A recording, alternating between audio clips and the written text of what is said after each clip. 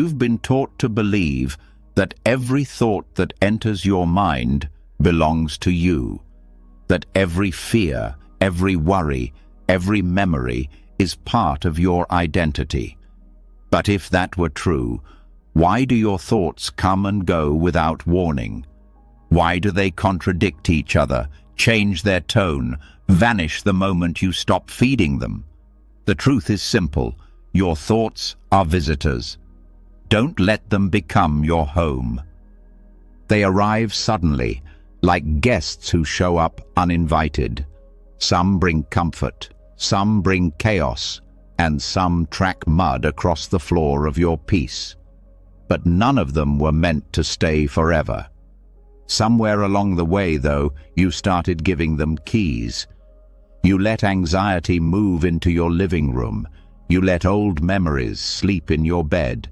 You let doubts wander through your halls as if they owned the place. But in Buddhism, the mind is a guest house, and you are the host. You choose who stays. You choose who leaves. You choose which voices get a seat at your table. When you forget this, your thoughts take over. But when you remember it, everything changes.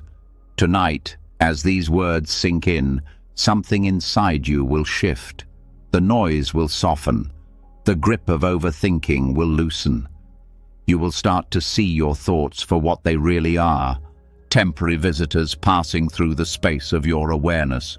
Not truths, not commands, not you.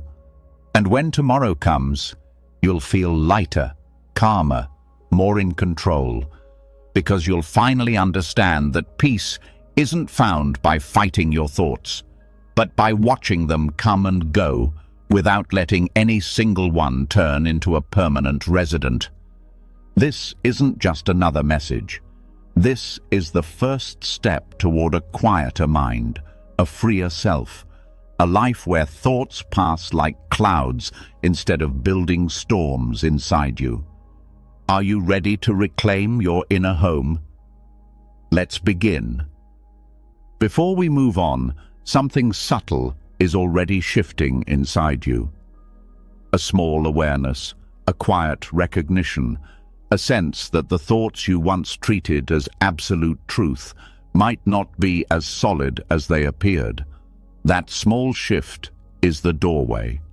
And once you walk through it, the entire landscape of your inner world changes. What comes next isn't theory, isn't philosophy floating in the clouds, but a deep look at how your mind has been built over years, brick by brick, thought by thought, often without your permission. What you're about to learn will not only help you understand your inner world, it will give you the power to redesign it from the inside out. The mind is not an empty space. It is full of structure.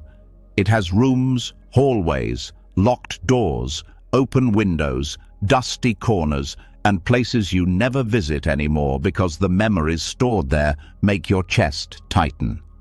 Thoughts don't just pass through. When repeated, they settle, they stack. They arrange themselves into patterns, forming entire wings of a psychic house you live in without realizing you built it. This inner architecture is the foundation of your emotional life. It shapes the way you interpret reality, the way you see yourself, the way you react under pressure, the way you love, the way you fear, the way you breathe. Most people never question it. They live inside their mental home as if it were designed by fate, destiny, or chance. But the truth is far more empowering. The home you live in mentally is made of choices you didn't know you were making. Thought by thought, you formed internal rooms, and now you're going to learn how to redesign them consciously. Thoughts become structure through repetition. Every idea that returns again and again begins to carve a path, like footsteps across soft ground, forming a visible trail. The mind follows what is familiar. A single negative thought might pass through without leaving much behind, but a negative thought, repeated daily, starts to become a room of its own. You walk into this room without noticing you've entered it. You sit inside it. You feel its atmosphere, its lighting, its furniture. Some rooms feel bright and open. Others feel suffocating, built from painful beliefs you never questioned. To understand how thoughts occupy psychic real estate, you first have to understand how the brain saves energy. It loves shortcuts. If you think something often enough, "I'm not good enough," "people can't be trusted," "something bad will happen," the brain condenses it into a structure, a kind of mental habit that keeps replaying on its own. You don't choose to think it anymore. It appears automatically because the architecture is already built. These automatic thoughts are the walls you bump into whenever you try to move freely in life. They are the ceilings that make you believe you can't grow any taller. They are the narrow doorways that make you shrink yourself to fit through. Many people live inside a mental home built entirely from old fears, learned beliefs, and memories that no longer reflect who they are. They keep trying to change their feelings without changing the architecture that creates those feelings. To redesign your inner home, you must begin by noticing the patterns that have shaped it.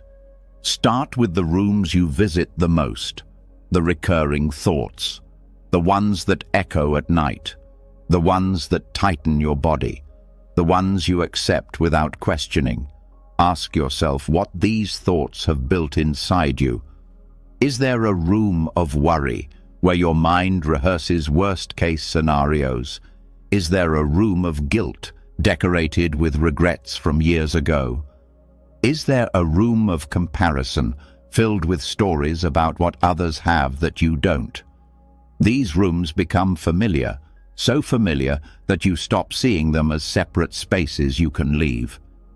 Every mental room has an emotional temperature. Some rooms feel cold, leaving you numb. Others feel too warm, overwhelming you until you want to run. Some feel crowded, packed with old conversations, imaginary arguments, fears of what people think, and assumptions about the future. Without noticing it, you walk from one room to another throughout the day, and each one influences how you speak, how you act, and how you treat yourself. The good news is that mental architecture is not permanent. It grows, shifts, changes when you do. When you start paying attention, you can see that many rooms were built on unstable foundations. Maybe a belief you formed at 8 years old still shapes your identity today. Maybe something someone said once became a permanent wall. Maybe a painful moment you survived became a whole wing of your inner house because the thought attached to it was repeated so many times that your mind carved it into stone. But stone can be broken. Walls can be replaced. Entire floors can be rebuilt. The mind is astonishingly plastic, and every day offers a chance to redesign the spaces you live in internally. The first step is awareness. Without awareness, you wander inside the same patterns, mistaking the feeling of a room for the truth about yourself. With awareness, you finally see the architecture. You see the hallways you walk without questioning.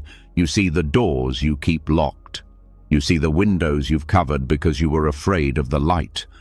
When you become aware, you also begin to notice which thoughts take up the most space.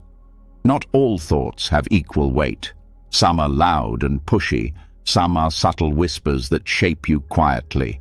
Some thoughts enter politely and leave quickly, while others barge in, and make themselves comfortable in the living room of your mind. The ones that stay tend to be the ones you feed through attention, emotion, belief, or habit. They build rooms because you keep returning to them. And here's something many people never realize. Your mind doesn't build rooms based on truth. It builds them based on repetition. A false belief repeated becomes a mental structure. A fear repeated builds a chamber of echoes. A worry repeated becomes a permanent corner where your mind returns automatically. This is why two people can experience the same event but live in completely different inner homes. The architecture isn't built from reality, it's built from interpretation. Redesigning your inner home begins by learning to question those interpretations. Instead of accepting every thought as a blueprint, you start evaluating whether it deserves to become part of the structure. If a thought says, "You're not capable," you examine it instead of letting it build another wall. If a thought says, "You will fail," you check whether that's based on evidence or fear. If a thought says, "People don't care," you look at your actual relationships instead of letting the thought create a room of loneliness. This process isn't about forcing positive thoughts. That approach is like painting over mold without fixing the underlying leak.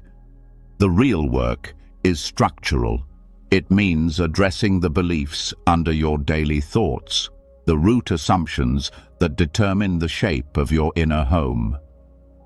When you start questioning the foundation, you begin freeing yourself from architecture you didn't consciously choose. One powerful tool for redesigning is noticing what thoughts feel like in the body. Every thought affects the nervous system. Fear-based thoughts tighten the chest. Self-critical thoughts make the stomach heavy. Shame-based thoughts make the shoulders collapse. When you notice the body's response, you gain clues about which rooms are unhealthy. A room that makes your whole body contract is not a room you should keep living in. Another tool is the practice of mental spacing. When a recurring thought appears, instead of stepping into the room it leads to, you pause at the doorway. You observe the thought without entering fully. This act of staying at the threshold weakens the room's pull. Over time, it loses its power until eventually the structure collapses from lack of use. This is the essence of non-attachment. You stop feeding the mental architecture that causes suffering. You also begin to build new rooms intentionally. A room of patience, a room of self-respect, a room of clarity. These rooms are formed the same way the old ones were, through repeated thought, repeated practice, repeated presence. Every time you show yourself kindness instead of judgment, you add another brick. Every time you respond to stress with calm awareness rather than panic, you expand the space. Every moment of awareness is an act of renovation. As you build these new rooms, something surprising happens. Old rooms lose their power. They may still exist, but you don't visit them as often. Their walls crack, their lights dim, their influence fades. This is how transformation happens, not by force, but by shifting where you place your attention. The architecture reorganizes itself according to the qualities you cultivate.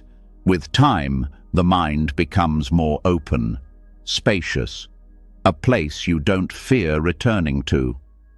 Instead of dark corridors filled with old fears, you begin to walk in brighter internal landscapes, rooms filled with clarity, acceptance, and calm. Eventually, you realize something profound. You aren't the structure, and you never were. You are the awareness that moves through it. You are the one who chooses which door to open, which room to leave behind, which thought deserves space, and which thought you let pass through without settling. Your inner home becomes a sanctuary instead of a prison, a place where thoughts come and go freely without building walls around you, a place where you can breathe, a place where you can rest, a place that reflects who you are becoming, not who you were taught to be. And once this understanding settles, you'll feel something you may not have felt in a long time, the sense that your mind is truly yours again. Before moving forward, something important needs to settle inside you. Now that you see how thoughts shape the very structure of your inner world, a deeper question rises on its own. If repeated thoughts build the rooms you live in, then why do the most disturbing ones show up at the worst possible moments? Why do the thoughts you least want suddenly become the loudest? Why do the ones you try to push away return with even more force? This next step takes us into a part of the mind that most people avoid but desperately need to understand. And once you grasp it, the entire relationship you have with intrusive thoughts will change completely. There is a strange truth about the mind. The thoughts you resist are the thoughts that stay. The more you push them away, the stronger they become. It feels unfair, even cruel, but this is how the human mind works. Intrusive thoughts behave like uninvited guests who sense tension and use it as a doorway. The harder you try to close the door, the more they wedge their foot into the frame. And the more you mentally shout, "Go away," the louder they get. What feels like a personal weakness is actually a predictable response built into the nervous system. Intrusive thoughts arrive when tension rises inside you. They sense resistance the way heat draws insects. When the mind detects that something is being pushed down, it reacts by bringing it back up. Not because the thought is important, not because it is true, but because the mind is wired to keep things you resist in the spotlight. Suppression signals danger, and the brain pays extra attention to anything associated with danger. It marks it as relevant, even if it is nonsense. This is why the most irrational, disturbing, or embarrassing thoughts feel so sticky. Another layer beneath this is the brain's survival instinct. The mind is constantly scanning for threats, but it cannot tell the difference between an actual danger in the world and a thought you fear inside your head. When you react with fear to an intrusive thought, the mind thinks, "This must matter. This must be a threat." So it keeps bringing it back, not to torture you, but to protect you, even though the protection is misplaced. This misunderstanding between fear and thought creates a loop that keeps intrusive ideas alive long after they should have faded. When intrusive thoughts appear, most people respond with panic. They fight. They tighten their body. They try to replace the thought with something positive. They search for reassurance. They judge themselves for thinking it. But all these reactions feed the very thing they want to eliminate. A thought cannot survive on its own. It survives through attention and emotional charge. When you resist a thought, you give it power. When you fear it, you energize it. When you try to suppress it, you rehearse it mentally. This is why resistance is fuel. Buddhism teaches something radically different from what the typical mind instinctively does. Instead of fighting the thought, you welcome it softly. Not because the thought is good, not because you agree with it, but because welcoming removes resistance. And when resistance drops, the thought loses its grip. A thought without emotional charge is just noise, a harmless flicker of mind activity. It comes, it goes, and it leaves no trace behind. The act of welcoming can feel unnatural at first. The mind assumes that if you do not fight a troubling thought, the thought will take over. But this fear is backwards. Fighting gives the thought life. Allowing gives it space to dissolve. When you let a thought exist without trying to control it, the body relaxes, the tension fades, the emotional reaction fades. And without emotional reaction, the thought cannot attach to the mind. It loses its stickiness. This shift is not about letting intrusive thoughts win. It is about refusing to fuel them. It is choosing to stay calm even when the content of a thought tries to provoke fear.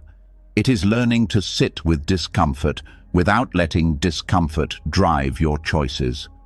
When the mind senses that you are not reacting, it stops sending the same thought again and again because it no longer sees it as important.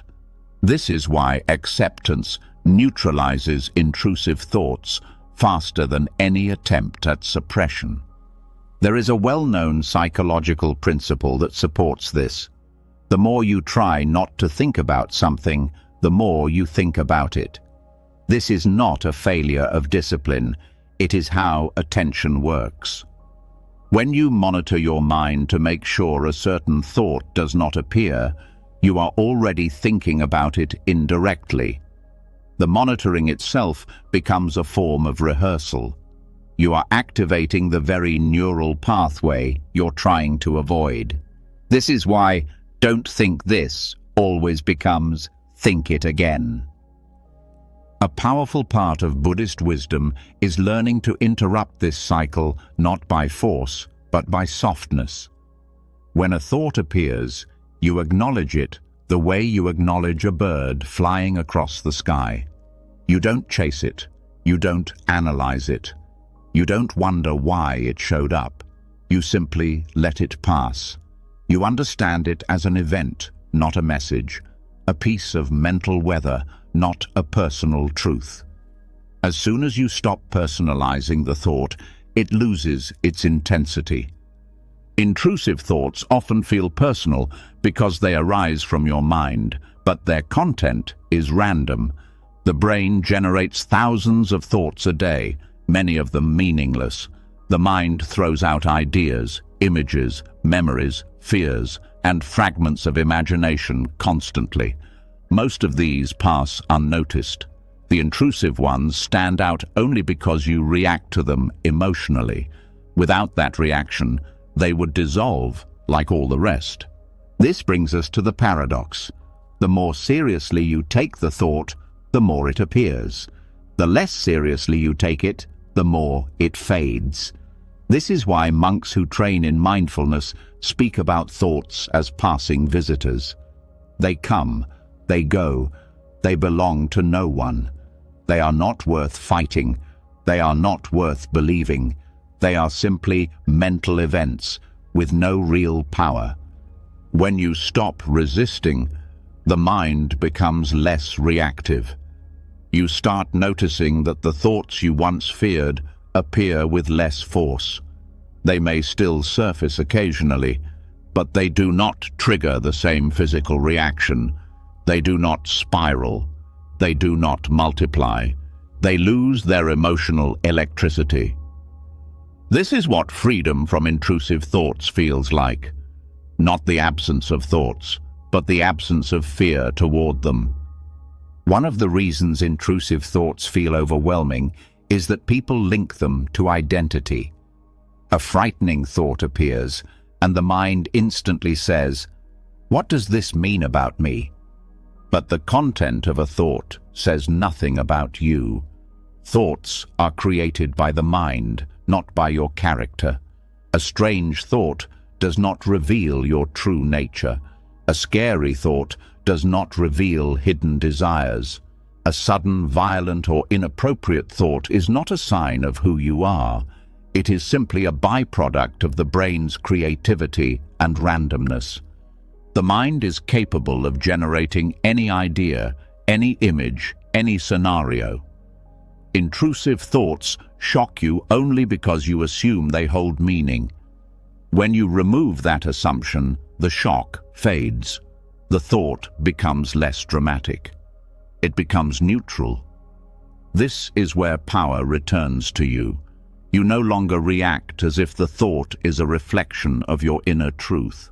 You see it as a temporary mental glitch, and once the meaning is removed, the fear dissolves. Another important part of this phenomenon is the role of emotional memory. If a thought has scared you before, your brain stores that reaction. When a similar thought arises, the stored emotional memory activates automatically, making the thought feel powerful even if it isn't. This is why intrusive thoughts seem repetitive. They follow the paths of old fears. But the moment you break the emotional association, the repetition weakens. One of the most effective ways to break this cycle is through non-judgmental awareness. When you label a thought as bad, dangerous, or unacceptable, you increase its power. When you simply acknowledge it as a thought, the charge diminishes. The mind does not cling to what you do not label. Labels create identity. Identity creates attachment. Attachment creates suffering. Removing the label removes the chain. Breathing also plays a crucial role. Intrusive thoughts thrive in a tense body. When you breathe shallowly, your nervous system becomes alert and sensitive, making thoughts feel sharper. When you breathe deeply and slowly, you shift the nervous system into a calmer state, where intrusive thoughts lose intensity. This change in physiology directly weakens the thought's impact. Another key practice is internal permission. Instead of trying to block a thought, you allow it to appear without resistance. You say internally, "This thought can be here." Those words may feel strange, but they are powerful. Permission removes urgency. It tells the mind there is no emergency, and when the mind senses safety, intrusive thoughts lose their foundation. They cannot survive without tension. There is also strength in curiosity. When a thought appears, you explore how it feels without trying to change it. You observe where it lands in the body. You observe the sensations it triggers. You observe the speed of your breath. This gentle attention breaks the cycle of fear. You become the observer rather than the participant. The thought becomes a temporary visitor, not a permanent tenant. Eventually, you start to experience something liberating, the presence beneath the thought. The awareness that notices the intrusive idea is untouched by it. This awareness is not disturbed. It is open, calm, spacious. When you rest in this awareness, the content of the mind cannot overwhelm you. You see that thoughts pass, but awareness remains. This is one of the deepest Buddhist insights. You are the space, not the visitors. As you gain mastery over this, intrusive thoughts become less threatening. Even when they arise, you don't feel trapped. You know exactly what to do. Nothing. No fighting, no analysis, no suppression. You let the thought exist without resistance, and it fades naturally. This skill becomes stronger over time, until intrusive thoughts lose their power entirely. What was once frightening becomes ordinary. What once controlled your emotions becomes background noise. What once felt overwhelming becomes manageable. You begin to trust yourself around difficult thoughts. You begin to trust your ability to let them pass. You begin to trust the nature of your own mind, fluid, impermanent, ever-changing.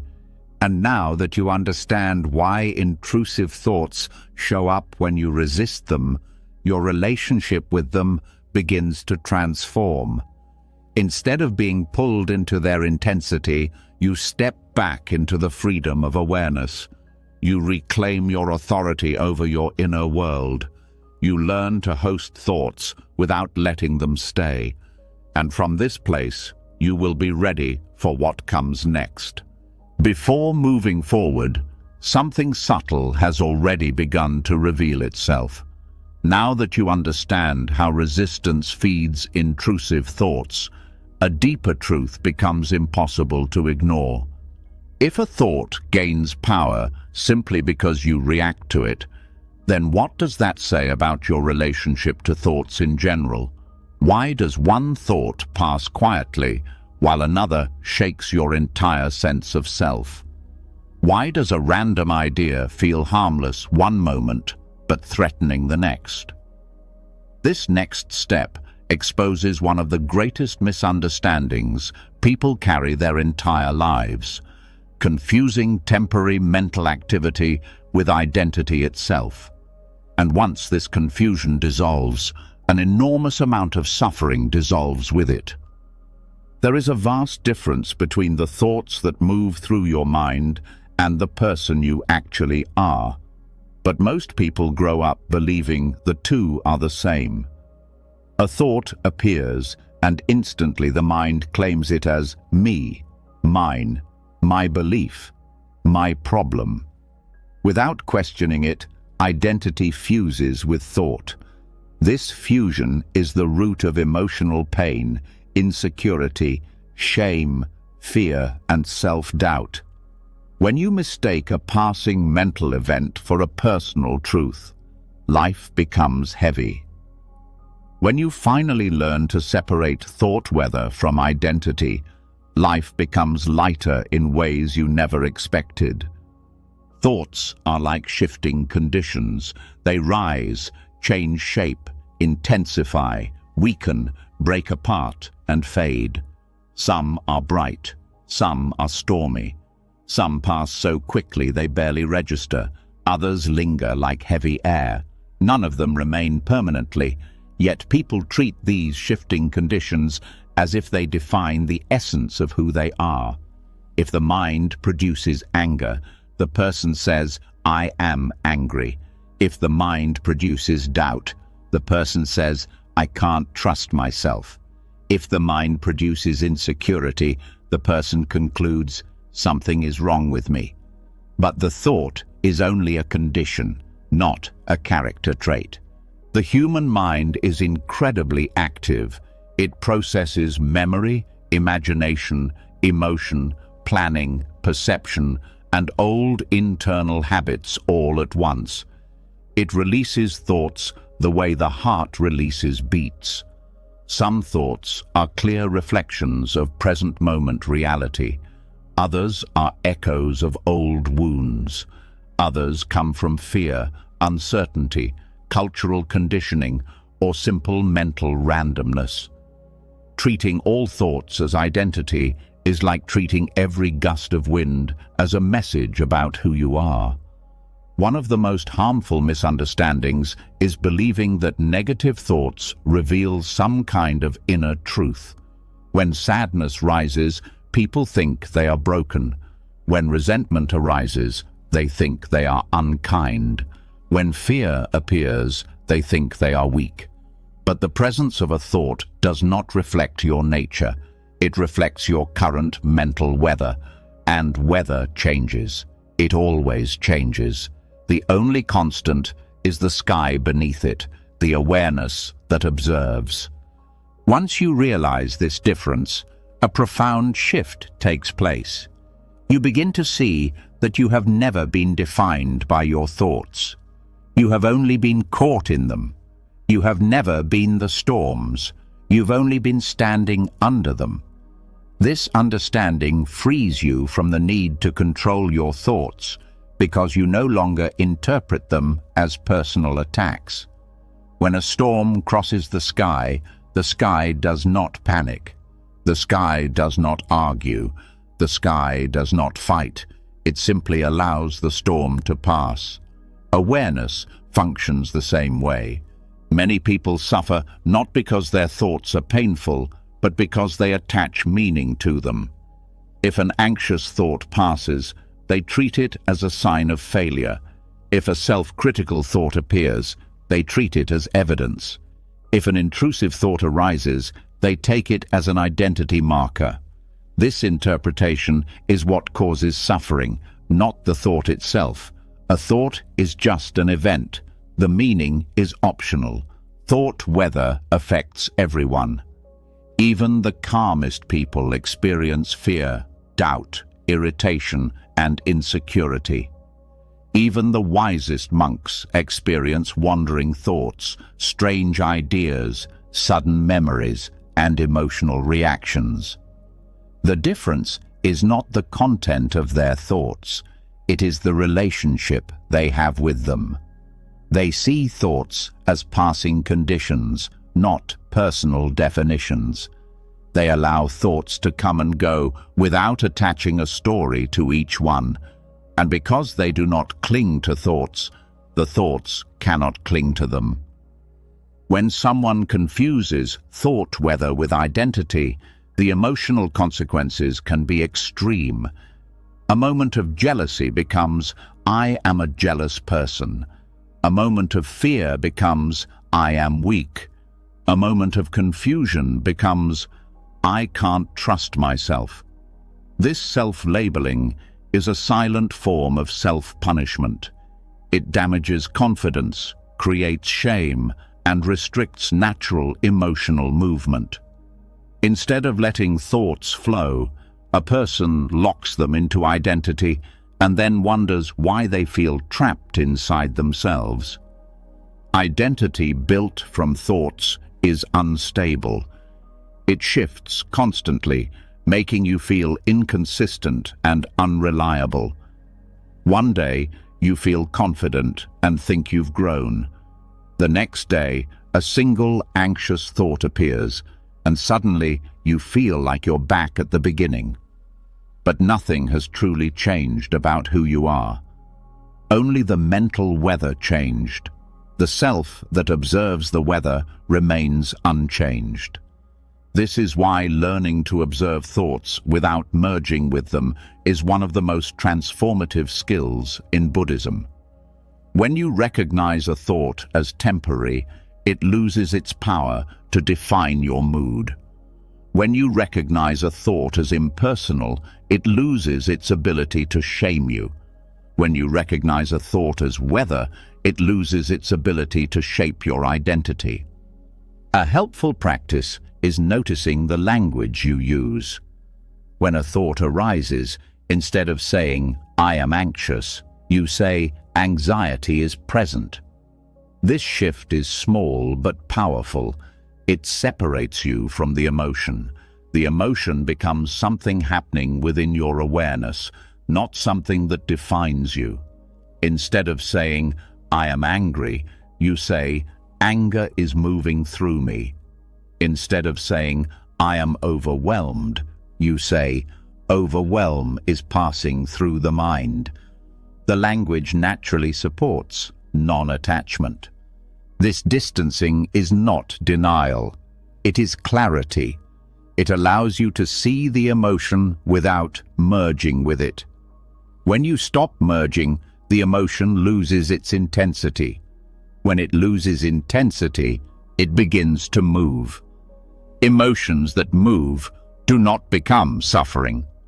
Emotions that get trapped through resistance or identity become suffering. Thoughts are also heavily influenced by the nervous system.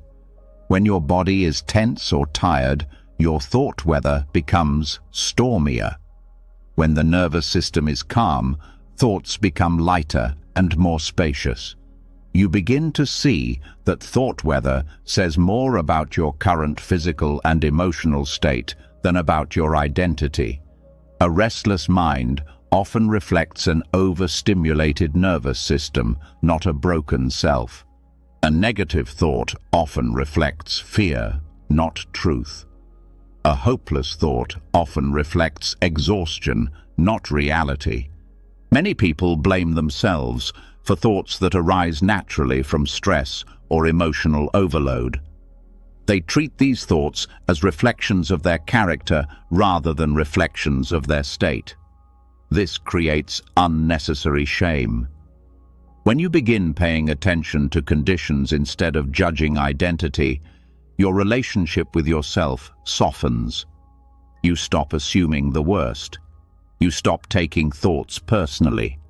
You start addressing the real cause, your state, your needs, your environment, your body, your memories, rather than punishing yourself for a mental ripple. Another major source of confusion comes from the stories the mind builds. A single thought rarely causes much trouble. The chain that follows does. A negative thought appears, and the mind instantly creates a story. Why it appeared, what it means, what it predicts about the future, what it says about you. The original thought was only a cloud. The story becomes a storm. Learning to see the first thought as weather prevents the storm from gathering force. Instead of collecting thoughts into identity, you allow each one to rise and fade on its own. You stop building stories around them. You stop creating emotional narratives. You stop assuming meaning where none exists.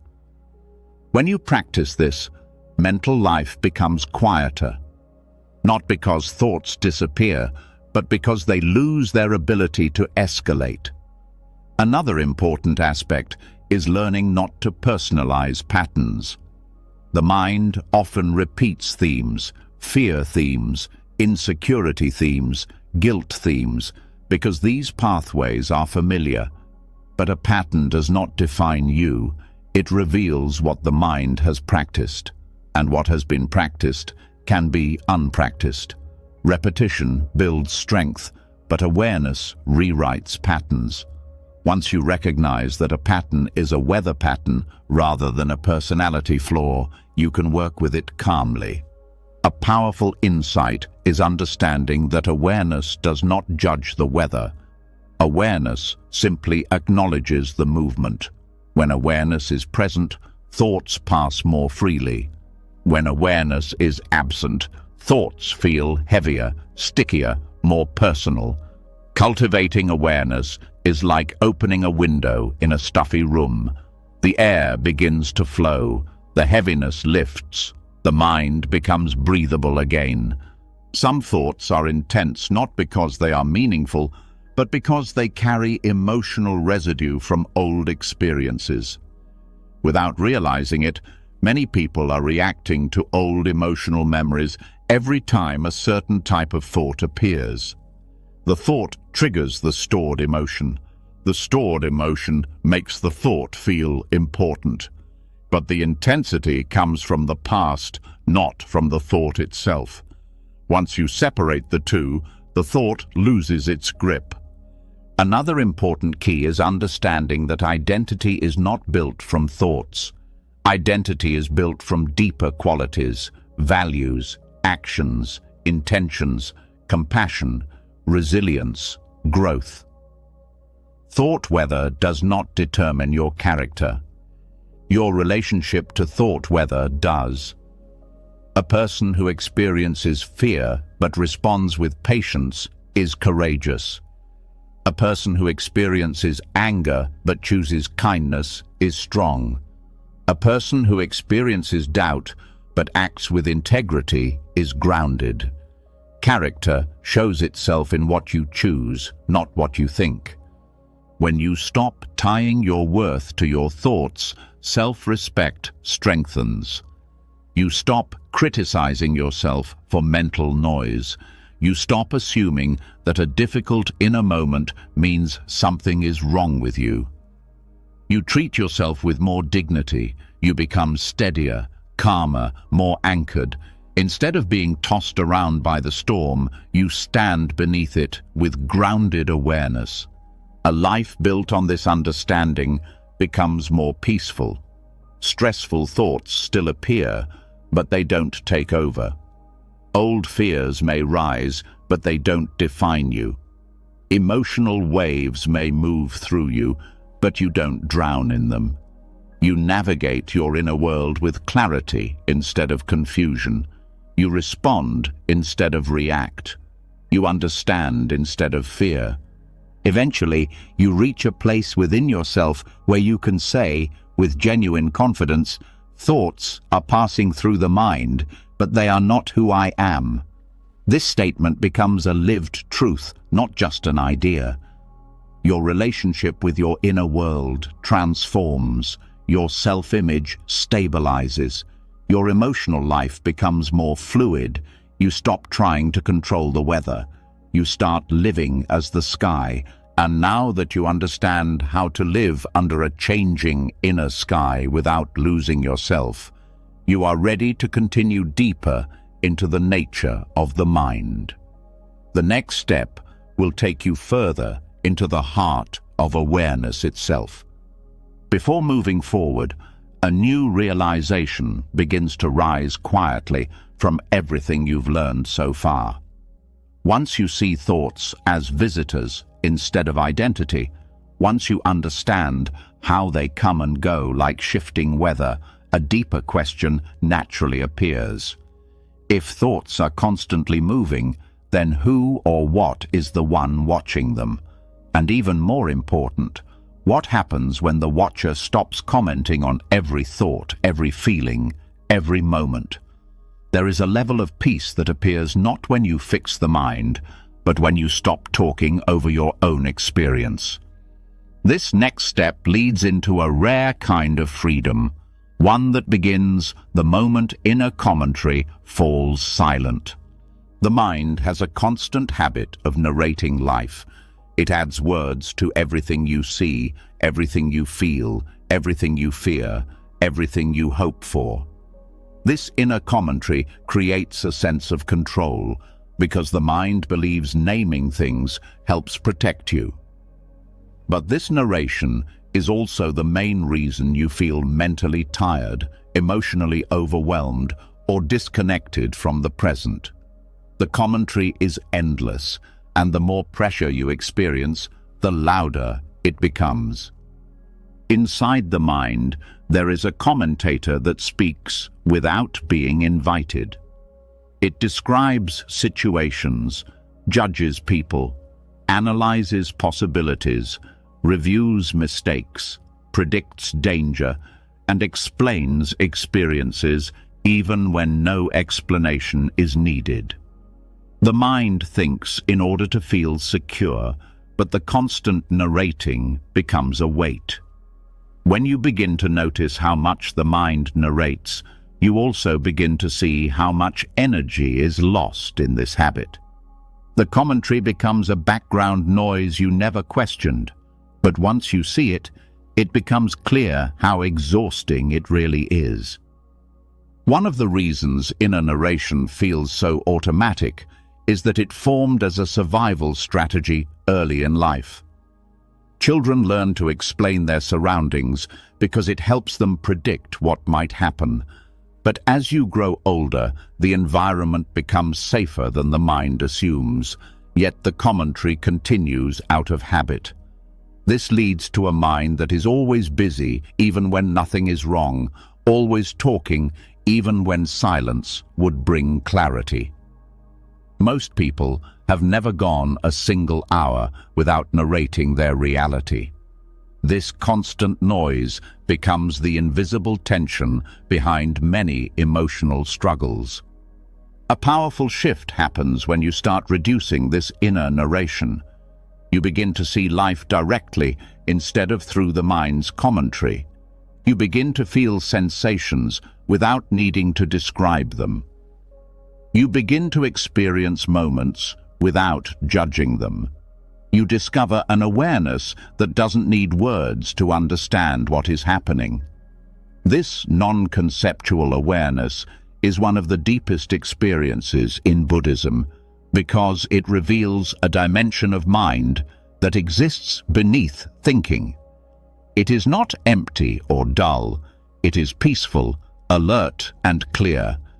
When the narration slows, you notice things the mind normally covers with words. Colors feel richer, sounds feel sharper, movements feel smoother. Your body relaxes because it is no longer reacting to constant mental descriptions. The tension that came from internal chatter begins to loosen. The nervous system shifts from alertness into calm presence. Even simple activities begin to feel lighter because you are no longer carrying the added weight of the inner narrator.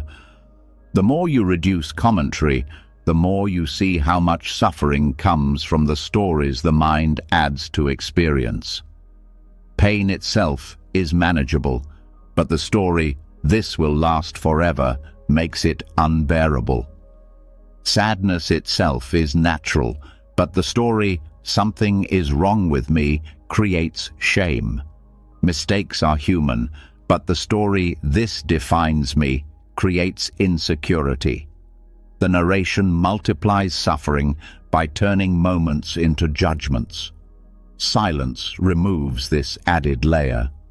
Silence is not the absence of thought, it is the absence of unnecessary commentary. You don't need the mind to tell you that you are walking while you walk, breathing while you breathe, seeing while you see. Awareness already knows. When the inner narrator steps back, awareness takes the lead. This awareness does not divide experience into good or bad. It simply recognizes what is present without adding labels. This recognition is clean, peaceful, and freeing. When narration becomes quieter, emotional regulation becomes easier. The mind often creates emotional turbulence by talking excessively about feelings. It describes fear in detail, which keeps fear alive. It reviews sadness repeatedly, which deepens sadness. It brings anger back into focus, making anger last longer. Without narration, feelings rise and fall naturally. They process faster because the mind is not feeding them with words. You begin to see that emotions only last long when the commentary keeps them active. Another important shift is the way silence reduces self-criticism. Much of self-judgment is created by mental commentary. The inner voice that compares, evaluates, and criticizes every action. When that voice slows, self-judgment weakens. You begin to treat yourself with more kindness, simply because you stop hearing the internal critic so often. Silence becomes a doorway to self-respect. The Dharma of silence teaches that words often block direct understanding. When you stop describing everything mentally, you experience reality before interpretation. This direct experience is often peaceful because it is free from the mind's distortions. Silence allows you to see life as it is, not as the mind dramatizes it. This alone reduces stress. The body responds to silence with relaxation. The heart responds with openness. The mind responds with clarity. Silence also reveals how much of inner suffering comes from anticipation. Most internal narration is focused on what might happen next. Rehearsing conversations, predicting outcomes, imagining danger. This anticipation creates stress long before anything has happened. When you reduce narration, the mind stops living in the future and returns to the present. The present moment rarely contains the fear that anticipatory narration creates. This simple shift dissolves a large amount of anxiety. Another benefit of silence is the way it improves decision-making. When the mind narrates excessively, it becomes cluttered. Thoughts overlap, contradict each other, and confuse you. Silence creates mental space. You begin to hear your own intuition more clearly. You notice subtle signals in the body that guide choices. You sense what feels right without needing an endless stream of mental analysis. Decisions arise more naturally and with less doubt because the noise that once overshadowed inner wisdom becomes weaker.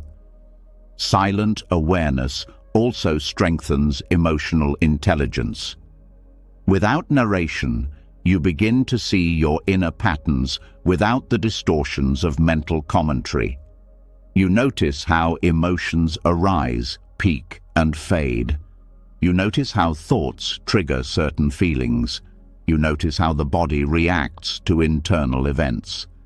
This direct observation helps you understand yourself more accurately.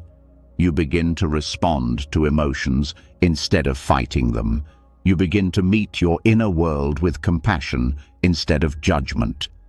One of the most transformative effects of silence is how it changes your relationship with insecurity. Most insecurities are created by inner narration, stories about not being good enough, not being capable, not being valued. These stories rarely come from direct evidence. They come from old fears, repeated mentally.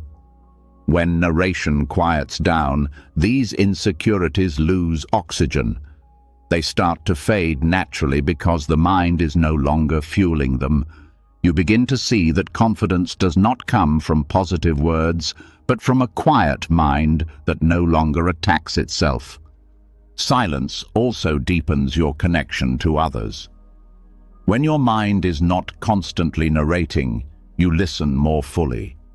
You sense what others feel without filtering their words through your own mental commentary. You become more present in conversations. People feel more heard, more understood, more valued because you are truly with them. Silence strengthens empathy by removing the noise that normally distracts you from others. Another powerful aspect of silence is the way it helps you feel life instead of think life. Thoughts create distance from experience. When the narrator uses words to explain everything, you end up living in descriptions instead of sensations. Silence brings you closer to reality. You feel your breath more deeply. You feel touch more sensitively. You taste food more fully. You engage with life directly instead of through the filter of mental commentary. This increases joy and reduces numbness. Silence also brings a sense of inner spaciousness. With fewer words bouncing inside the mind, awareness expands. You feel less confined by thought. You sense more internal openness. Stress does not fill the entire mental field because the silence leaves room for calmness. Thoughts become smaller compared to the vast space of awareness. This spaciousness alone reduces suffering because the mind no longer feels trapped inside itself. A surprising effect of silence is the way creativity increases. Many believe creativity comes from thinking harder, but often creative clarity appears when thinking softens. When the mind rests in silence, deeper insights rise naturally. Ideas form effortlessly. Solutions appear without force. Silence allows the subconscious to speak. This is why creative breakthroughs often occur during quiet moments, walking, showering, resting. Silence opens the channel. Another essential aspect of silence is how it helps dissolve ego. The ego is built from narration, stories about who you are, what you deserve, how others should treat you, how life should unfold. Silence weakens these stories. Without narration, the ego has nothing to hold on to. You begin to live with fewer expectations, less defensiveness, and less need for control. This reduces conflict internally and externally. People who practice silence often become more patient, more understanding, and more accepting because ego has less influence. Silence also reveals the deeper layer of consciousness, a layer that does not need thoughts to exist. This is not emptiness, but awareness. It is calm, stable, and unaffected by mental noise. When you rest in this awareness, life feels less overwhelming. You no longer feel dragged around by thoughts or emotions. You watch them arise and fade without losing your sense of center. This experience is deeply healing because it shows you a part of yourself that cannot be disturbed. As silence deepens, you begin to notice gaps between thoughts. These gaps are tiny moments of pure awareness. Over time, the gaps grow longer. You begin to rest in these gaps more often. This resting is the true essence of peace. It does not require eliminating thoughts. It simply requires not filling every moment with unnecessary narration. The silence becomes natural, not forced. It becomes something you start to prefer over mental chatter. Eventually, silence becomes a companion. It brings clarity where narration brought confusion. It brings calm where narration brought tension. It brings presence where narration brought distraction. It brings truth where narration brought assumption. You begin to trust silence more than the stories in your mind. This trust becomes the foundation of inner peace. And now that the doorway to silence has opened and you've begun to understand the power of reducing mental commentary, you are ready for the next stage of insight, a stage where even deeper layers of the mind begin to reveal themselves. Before stepping forward, something deeper begins to surface from what you've learned so far. Once the inner narration grows quieter, once the constant mental storytelling fades into the background, another layer becomes easier to sense, one that has been influencing you far longer than you realized. You may notice a heaviness that lingers even when thoughts are calm, or a tightness that remains even when the mind is peaceful. These sensations whisper a truth that many overlook. The body remembers what the mind forgets. Thoughts may fade, but their emotional traces often stay behind. And this next step takes you directly into that hidden world of stored echoes. The body carries the residues of past experiences long after the mind has stopped consciously thinking about them. This is one of the most overlooked realities in healing and emotional well-being. People assume that once a thought stops returning, the problem is gone. But the body tells a different story. Muscles hold tension that formed during fear. The chest tightens from old grief. The stomach clenches from long-term worry. Shoulders curl inward from years of self-protection. These reactions aren't intentional. They are the body's way of responding to inner experiences you may have lived through but never fully processed. Somatic imprints form when the body reacts strongly to an emotional state. Each emotion carries a unique physical signature. Fear speeds the heart and activates the gut. Sadness lowers the chest and slows the breath. Anger heats the muscles and stiffens the jaw.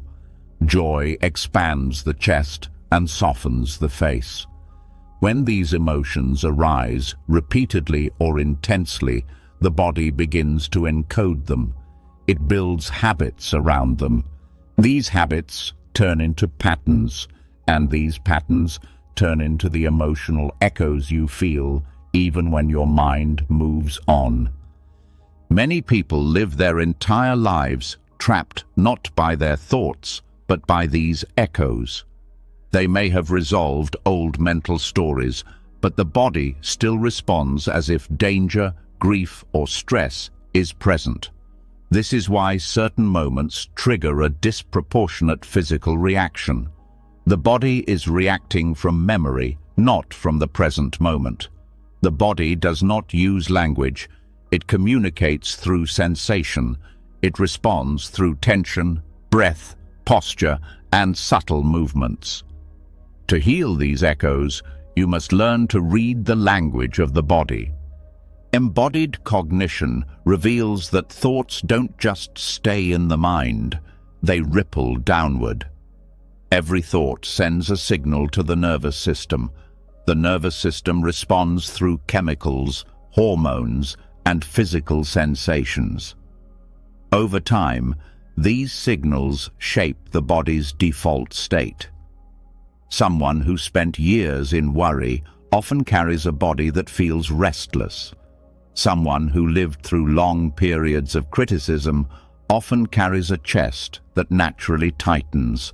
Someone who grew up feeling unsafe often carries shoulders that rise unconsciously. These are the physical footprints of emotional life. One of the clearest signs of emotional echoes is reacting to a current situation with an intensity that does not match the moment. A small comment feels like an attack. A minor setback feels overwhelming. A simple mistake feels like proof of failure. These reactions are not irrational. They are rooted in old physical memories. The body responds before the mind even has time to think.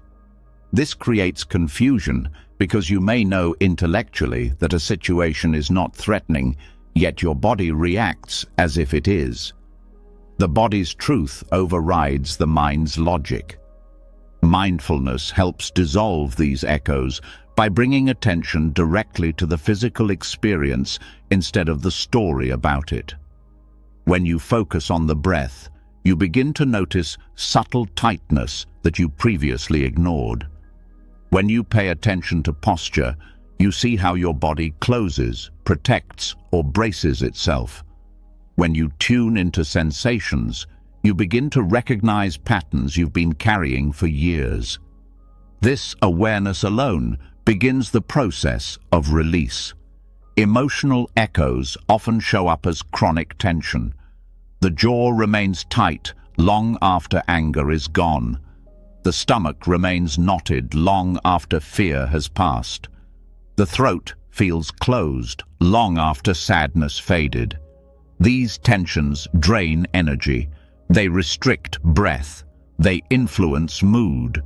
They narrow perception. Many people mistake this for personality, but it is simply the residue of experiences stored in the tissues. To dissolve emotional echoes, you must work with the body directly. The mind cannot release what the body is holding. You must feel the sensations without resisting them. This is one of the most important teachings in mindfulness. When you observe sensation without fear, judgment, or analysis, the nervous system naturally begins to unwind. The tension loses its charge because you are no longer contracting against it. The body softens when it feels safe to soften. Safety comes from awareness, not from avoidance.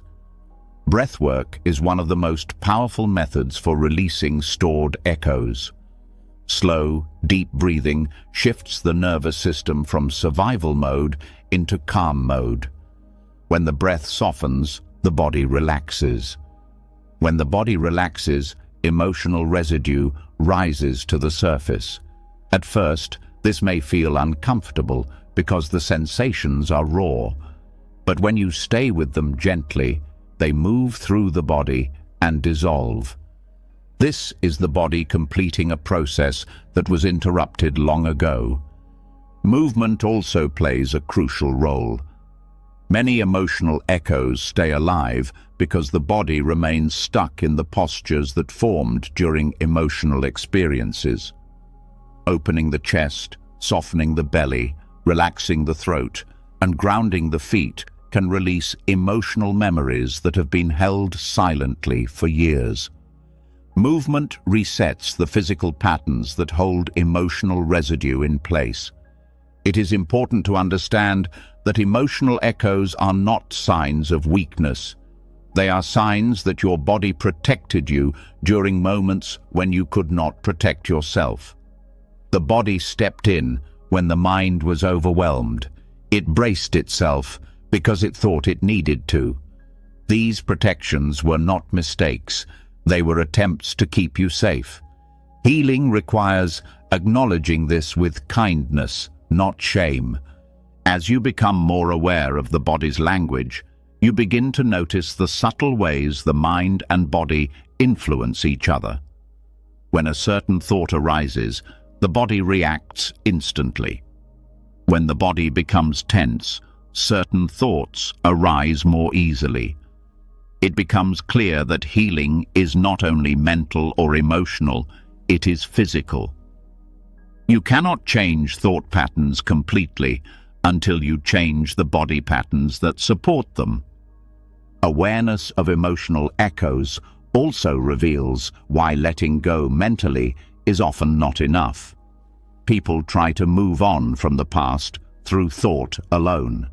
They repeat affirmations, rational explanations, and self-encouragement. But if the body is still holding the residue, the past stays alive in physical form. This is why someone can intellectually know they are safe today, yet still feel fear from childhood. The body has not updated its information. The body is living in an old reality even when the mind has moved on. To update the body, you must introduce new experiences of safety. When you breathe slowly, you tell the body that danger has passed. When you relax your muscles intentionally, you tell the body it can release its guard. When you sit with uncomfortable sensations without resisting them, you show the nervous system that it no longer needs to react with fear. This is how the body learns that the present moment is different from the past. The body releases emotional echoes through cycles. Sensations rise, peak, and then fall. Allowing this cycle is essential. If you interrupt the cycle by tensing, resisting, or distracting yourself, the echo remains incomplete and stays stored. If you complete the cycle with mindful attention, the echo resolves. People often think healing means never feeling discomfort. But true healing means letting discomfort move through the body without stopping it. Only then can it leave. Emotional echoes also influence your relationship with others. When you carry tension in the body, you see the world through the lens of that tension. Neutral situations feel threatening. Kind people feel distant. Opportunities feel risky. The body's past becomes the filter for the present. When you release the echoes, the world begins to look different. Not because the world changed, but because the filter became clearer. One of the most powerful aspects of dissolving emotional echoes is the way it restores emotional freedom.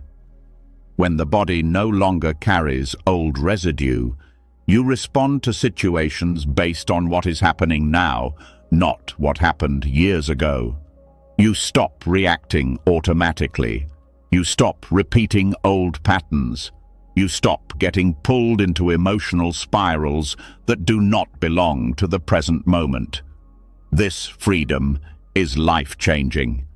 The process requires patience. The body does not release years of stored tension in one moment. It unwinds slowly, layer by layer. Some days, the body feels light and open.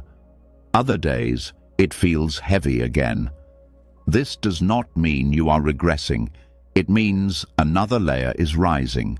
The deeper the layer, the more meaningful the release. One of the most surprising parts of this process is how much self-compassion grows naturally. When you understand that the body has been carrying old pain silently for years, you begin to treat yourself with more kindness. You stop blaming yourself for emotional reactions you never chose. You stop criticizing yourself for fear that was stored before you had the tools to handle it. Compassion becomes a natural response. The body also becomes a guide. It alerts you when something needs attention. Tightness in the chest may indicate unresolved sadness. Pressure in the belly may reflect worry. Heat in the face may reflect anger.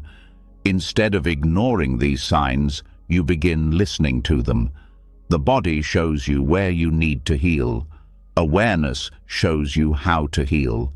Mindfulness becomes a bridge between thought and body. By observing sensation without judgment, you create space for echoes to rise and fall naturally. This process strengthens your relationship with yourself. You become more grounded, more present, more emotionally stable. The body begins to feel like a safe place again instead of a storage unit for old pain.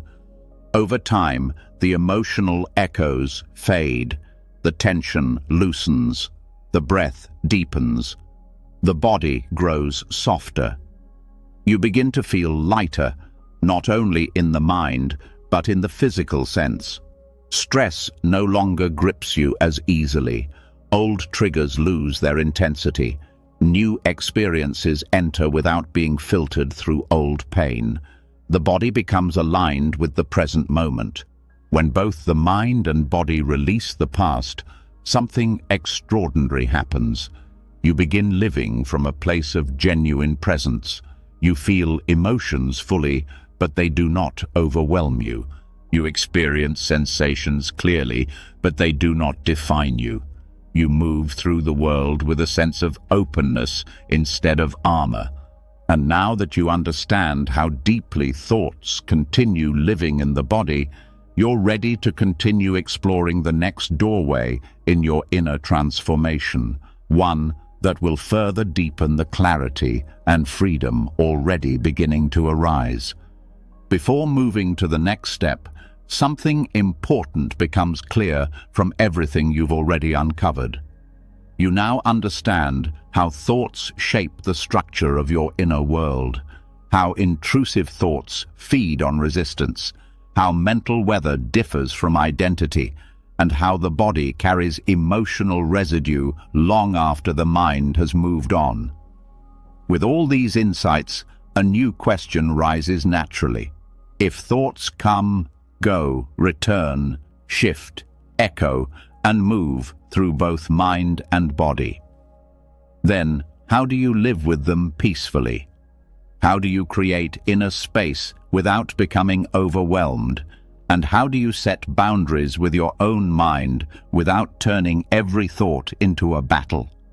What comes next is the art of mental hospitality, a way of relating to thoughts that neither pushes them away nor clings to them. It is a balanced approach rooted in Buddhist wisdom, one that allows the mind to remain open while still maintaining inner order. This is where you learn to host your thoughts without letting them take over the whole house. The mind is naturally active. Thoughts arise on their own, shaped by memory, sensation, environment, and unconscious patterns. You cannot stop the mind from producing thoughts, just as you cannot stop the heart from beating. But the problem begins when you treat every thought as a threat or as something you must obey. This creates inner conflict. You start fighting yourself, rejecting your own mind, tightening against your own experience. That internal war becomes the root of chronic stress. Mental hospitality is about shifting this relationship. Instead of rejecting or suppressing thoughts, you learn to meet them with calm neutrality. You recognize that thoughts are not enemies. They are mental events. They do not require your agreement or your fear. They do not demand your emotional involvement. Their existence does not obligate you to act. The moment you understand this, inner resistance begins to soften. Clinging to thoughts creates suffering just as much as rejecting them. When you cling, you identify with the content. You build emotional attachment, stories, fears, or hopes around it. The thought becomes heavy because you treat it as important. When you reject a thought, you add tension. You push against it, creating inner pressure. The thought becomes heavier because you treat it like a threat. Compassionate neutrality removes both extremes. It allows you to acknowledge a thought without merging with it.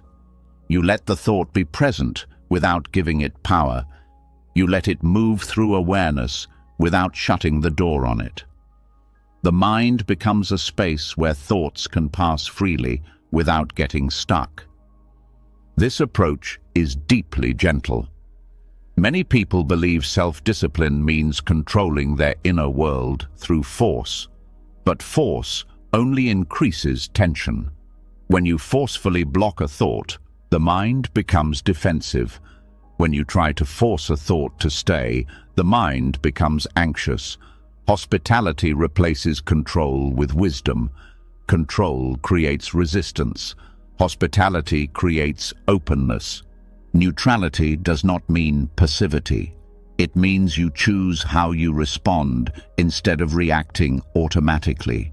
You set boundaries by recognizing that thoughts are allowed to arise, but you do not need to follow them. You can say internally, "You can be here, but I don't have to engage." This small shift prevents thoughts from building stories, spirals, or emotional storms. It allows you to maintain inner calm even when the mind produces difficult content. The first part of mental hospitality is acceptance, allowing thoughts to appear without judgment. When you stop labeling a thought as good or bad, the emotional charge weakens. Many thoughts become heavy only because of the labels attached to them. When you remove the label, the thought becomes neutral. You no longer feel the need to defend yourself from it. Acceptance is the doorway through which peaceful awareness begins. The second part is space. Space means you don't crowd your mind with reactions, stories, or assumptions about a thought. You allow distance between awareness and mental activity. When there is space, thoughts move more freely. They do not collide with each other or get tangled in emotional narratives. When there is space, the mind does not feel cramped or suffocated. You feel internally spacious, grounded, and still. The third part is compassion. Compassion means you treat your thoughts the way you would treat a guest who shows up unexpectedly, not with hostility, not with fear, but with gentle firmness. You acknowledge their presence. You offer them a seat without letting them take over the entire house. Compassion prevents you from attacking yourself for having certain thoughts. It prevents shame from forming. It prevents the mind from becoming a battlefield. Compassion softens everything it touches. One common misunderstanding is thinking that boundaries mean shutting the door. But inner boundaries are not walls. They are gentle guidelines. You do not have to block thoughts. You simply choose how much energy to give them. Mental hospitality is like hosting visitors in a spacious hall. Everyone enters, everyone leaves, but no one builds a permanent room without your permission. A helpful practice is noticing your immediate reaction to thoughts. The mind often reacts before you even realize it. A negative thought appears, and your body tenses. A fear appears, and your breath shortens. A self-critical thought appears, and your chest contracts. These reactions strengthen the thought. When you notice this pattern, you gain the ability to interrupt it. You take a breath. You pause. You let the body soften. As the body relaxes, the thought loses its grip. Boundaries form through presence, not rejection. Neutral observation is one of the strongest tools in this process. When a thought appears, you simply note it. You say internally, there is a thought. You do not say, this is my thought, because that creates attachment. You do not say, I shouldn't think this, because that creates resistance. You simply observe. This observation is not cold or detached. It is calm, balanced, and compassionate. Observation without judgment allows thoughts to rise and fall naturally.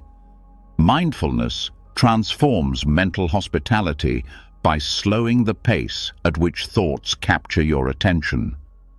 Normally, thoughts hook you within seconds. You enter their story automatically. Mindfulness helps you pause long enough to recognize the moment the hook appears.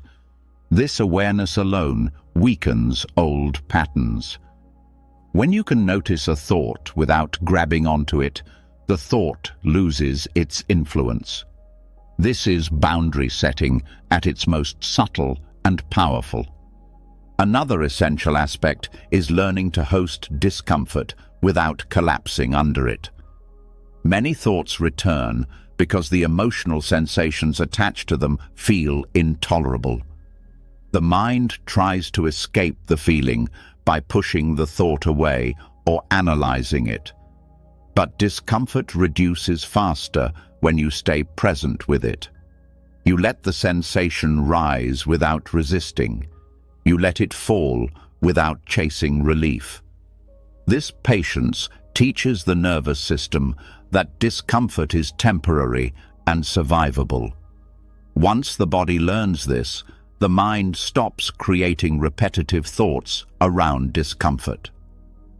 One of the deepest forms of mental hospitality is allowing thoughts to exist without needing to fix them. The mind often treats thoughts as problems. It feels responsible for solving them. But not all thoughts need solutions.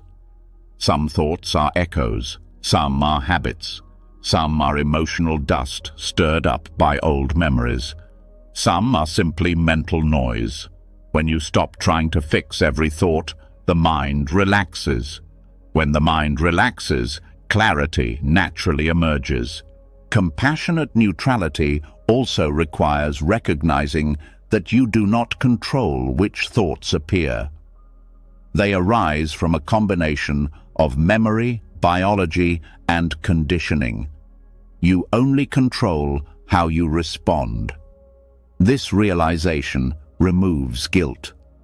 You stop blaming yourself for the content of your mind. You stop judging yourself for what appears. You understand that thoughts are not choices. They are events. And events come and go. Boundaries become easier when you stop personalizing thoughts. Instead of treating a thought as a reflection of you, you treat it as activity within you. This subtle reframe reduces shame, reduces fear, and reduces emotional attachment. The thought becomes an experience instead of a definition. This shift gives you the emotional freedom to let the thought pass. Mental hospitality also prevents emotional buildup. When you reject thoughts, they accumulate pressure. When you cling to thoughts, they become heavier. Saying, "Yes, you can be here," allows the mind to breathe. Thoughts pass quicker because they encounter no resistance. Hospitality is not submission, it is wisdom. You choose not to feed the cycle that keeps thoughts alive. An essential part of setting boundaries is noticing the difference between participation and witnessing. Participation means you enter the thought and get pulled into its story. Witnessing means you stay anchored in awareness while the thought moves through the mind. When you witness, you maintain stability. When you participate, you lose center. Training the mind to witness instead of participate is one of the most liberating practices in Buddhism. Another key element is understanding that neutrality is strength, not indifference. Indifference pushes thoughts away with coldness. Neutrality allows them to exist without absorbing them. Neutrality is warm, open, patient, and kind. It is the middle path between clinging and rejection. It is balance. Compassion plays a major role because many thoughts arise from old pain. When you reject them harshly, you reject old parts of yourself. When you meet them with compassion, you soften those parts instead of wounding them further. Compassion helps integrate experiences rather than fight them. This creates deeper healing. Mental hospitality transforms relationships too. When you practice neutrality toward your own thoughts, you naturally become more patient with others. You stop reacting impulsively. You listen more deeply. You speak with more clarity. You respond with emotional maturity instead of reactivity. Inner neutrality becomes outer calm. Setting boundaries also means knowing when not to follow certain thoughts. Some thoughts lead to worry spirals. Some lead to self-criticism. Some lead to obsessive loops.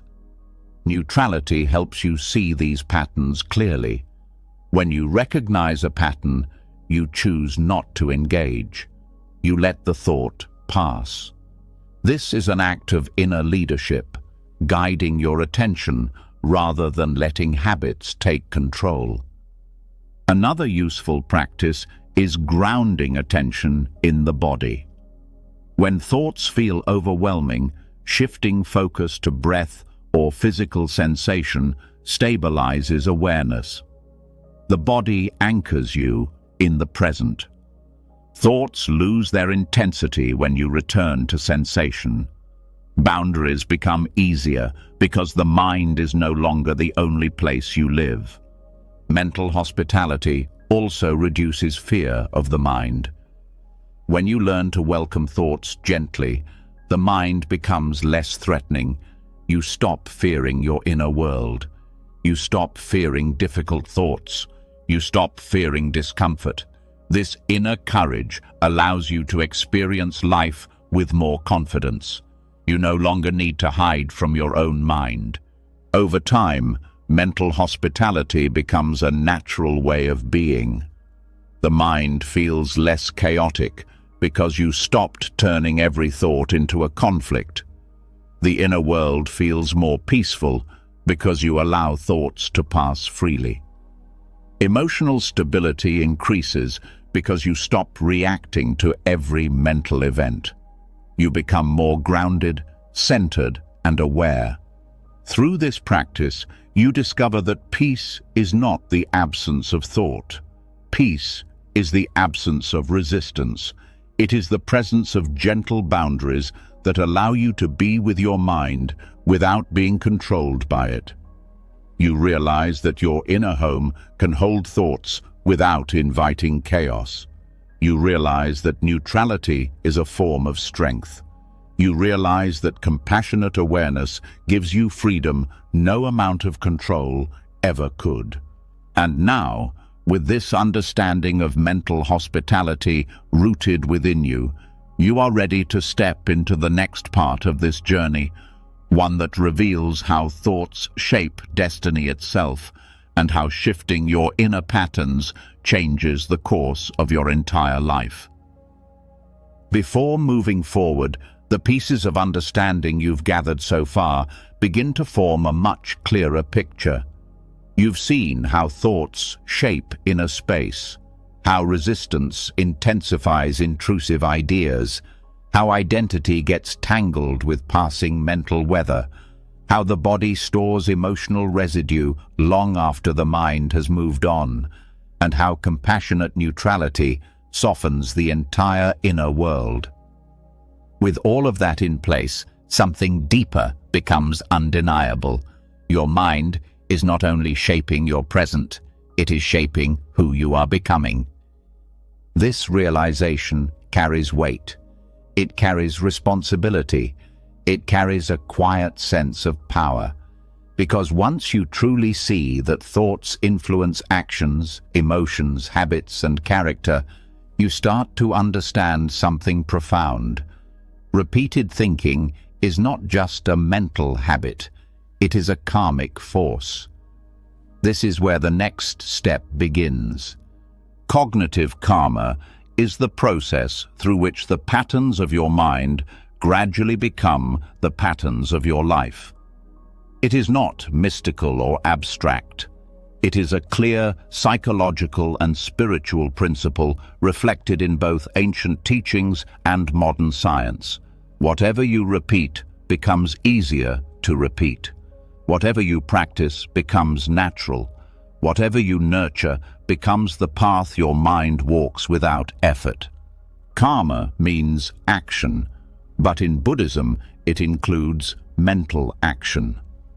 Thoughts are not harmless background noise, they are seeds.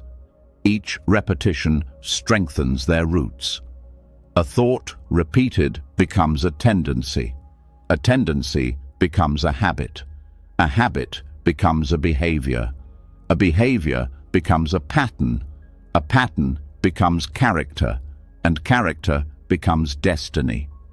This chain forms slowly, almost invisibly. You don't notice a single thought shaping you, but you notice the accumulated weight of thousands. A repeated idea becomes a familiar path. A familiar path becomes an automatic reaction. This is why cognitive karma matters, because your mind is designing your future even when you aren't paying attention. The brain is molded by repetition. Neural pathways grow stronger with use and weaker with neglect. Every time you think a certain way, you strengthen a pathway. If you repeatedly think with fear, fear becomes easier. If you think with self-respect, self-respect becomes easier. If you think with compassion, compassion becomes your default. The brain rewards what you practice. It remembers what you repeat. Most people are unaware of the karmic momentum their thoughts carry. They assume they are unhappy because of external circumstances, when in reality, much of their suffering comes from internal conditioning, the momentum of thoughts practiced for years. Anxiety, anger, self-criticism, doubt, hopelessness, and overthinking often come from repeated mental loops that became familiar. These loops start to feel like just who I am. But they are not identity, they are habits, and habits can be unlearned. Your mind has been rehearsing certain thoughts for decades. Some serve your growth, some quietly sabotage you. When you understand cognitive karma, you stop blaming yourself for the state of your mind. You begin to see that you were shaped by repetition, not by failure, and this understanding frees you. If repetition shaped you, repetition can reshape you. A clear example of cognitive karma is insecurity. One insecure thought means nothing, but insecurity practiced daily becomes identity. Identity becomes behavior. Behavior creates outcomes that reinforce insecurity. The cycle becomes self-perpetuating. The same happens with anger or fear. A single burst of anger is natural, but anger repeated becomes temperament. Temperament influences choices. Choices influence relationships, and relationships influence destiny. Your thoughts also build your worldview. Repeated negative thinking makes the world look threatening. Repeated worry makes the future look dark. Repeated doubt makes you underestimate your capabilities. These thoughts then influence your decisions. You take fewer risks. You avoid opportunities. You shrink your life. The shrinking then reinforces the thoughts. This is cognitive karma in motion. But karma is not punishment. Karma is pattern, and patterns can be rewritten. You begin by interrupting the loop. Awareness is the first step. You cannot change a pattern you cannot see. Awareness shows you the repeated loops running automatically, the familiar fears, the recurring narratives, the repetitive self-judgments, the doubts that echo from the past. Seeing them loosens their hold. Then comes choice. Awareness alone is not enough. You must choose differently. When a familiar negative thought appears, you choose not to feed it. You choose not to follow its story. You choose not to let it grow. Instead, you respond in a new way, calmly, gently, firmly. This creates a new pathway, and each time you choose the new path, it grows stronger. Slowly, repetition becomes your ally rather than your enemy. Cognitive karma explains why small habits matter so deeply. A single moment of mindfulness may seem insignificant, but repeated daily, it creates a new identity. A single breath before reacting may seem small, but practiced consistently, it transforms relationships.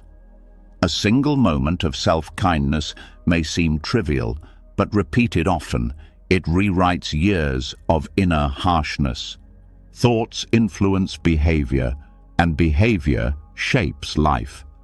A person who thinks, "I can learn," tries new things. A person who thinks, "I can't change," avoids challenges. These choices eventually lead to completely different futures.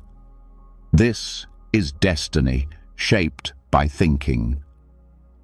Patterns repeat when they are familiar, not when they are helpful. The mind often returns to old suffering simply because it recognizes it. Familiar pain feels safer than unfamiliar peace. This is why people stay stuck in emotional cycles that hurt them, because change feels foreign. Cognitive karma pulls you toward the known, even when the known causes suffering. Breaking this pull requires courage and consistency. You must choose thoughts that support growth, even when they feel unfamiliar. You must practice clarity, even when confusion feels natural. You must practice calm, even when chaos feels habitual. You are not fighting the past. You are creating a new future through steady repetition. What you practice becomes who you are. The more you practice patience, the more patient you become. The more you practice presence, the more present you become. The more you practice awareness, the more freedom you gain. The more you practice compassion, the more your heart opens. The mind does not transform through one moment of insight. It transforms through many small moments of repetition. Cognitive karma also deepens your compassion for others. Once you understand that everyone behaves according to patterns shaped by their past, you stop taking things personally. You see that people act from conditioning, fears, and habits they didn't consciously choose. This understanding softens judgment. It creates empathy. It creates space for forgiveness. This itself becomes part of your karmic pattern, a tendency toward compassion rather than reaction. Your inner world expands As you reshape your patterns, the mind becomes less reactive. Emotions become less overwhelming. Relationships become less chaotic. You stop falling into the same traps because the mental pathways that led you there are fading. New pathways built on clarity and awareness, become stronger. One of the most powerful insights of cognitive karma is realizing that destiny is not fixed. You are not doomed to repeat the past. The future is shaped by what you practice now. If you practice fear, fear becomes your path. If you practice courage, courage becomes your path. If you practice clarity, clarity becomes your path. If you practice compassion, compassion becomes your path. Every thought is a vote for the person you are becoming. Every reaction is a direction. Every choice builds the next layer of character. The present moment is the architect. The future is the structure. Once you understand this, you no longer feel powerless. You stop waiting for external change and begin creating internal change. You see that the mind was never your enemy. It was simply following momentum. And now, with awareness and intention, you can change its momentum. You step into a new way of relating to yourself. You stop feeding patterns that drain you. You stop repeating stories that limit you. You begin nurturing thoughts that strengthen you. You practice presence instead of distraction. You practice grounded responses instead of impulsive reactions. You practice understanding instead of judgment. Each practice becomes a new karmic seed. Each seed becomes a new pathway. Each pathway becomes part of the life you are building. And slowly, your destiny shifts, quietly, steadily, genuinely. With this understanding rooted within you, you are ready for the next part of this journey, one that will take you even deeper into the mechanics of thought and freedom. Before stepping into this next teaching, a new layer of clarity begins forming from everything you've learned so far. You now understand how repeated thoughts shape patterns, how those patterns shape character, and how character shapes the path you walk. But with that understanding comes a deeper, almost startling realization. Not every thought deserves to shape you. And this raises one of the most important questions in all of inner work. If thoughts arise automatically, how much control do you actually have? This is where a rare teaching enters the path, one that dissolves guilt, removes shame, and gives you back your power in a way most people never experience. The teaching is simple. The first thought isn't the problem. What you do next is what shapes your destiny. When you begin to understand this, the entire relationship you have with your mind changes. Most people spend their lives punishing themselves for the thoughts that pop up automatically. They assume a disturbing thought means something about them. They assume a judgmental thought defines their character. They assume a fearful thought means they lack strength. These assumptions create shame, anxiety, and self-doubt. But the truth is that your first thought is simply the result of past conditioning, memory, biology, habit, and environment. The mind produces it automatically. You did not choose it. You did not design it. You did not craft it from intention. It simply appears. This is one of the most liberating insights of Buddhist psychology. The mind generates first thoughts the same way the body produces a heartbeat, automatically, continuously, and without consulting you. When you finally understand this, you stop attacking yourself for what arises. You stop assuming the first thought reveals who you are. You stop fighting the natural activity of the mind.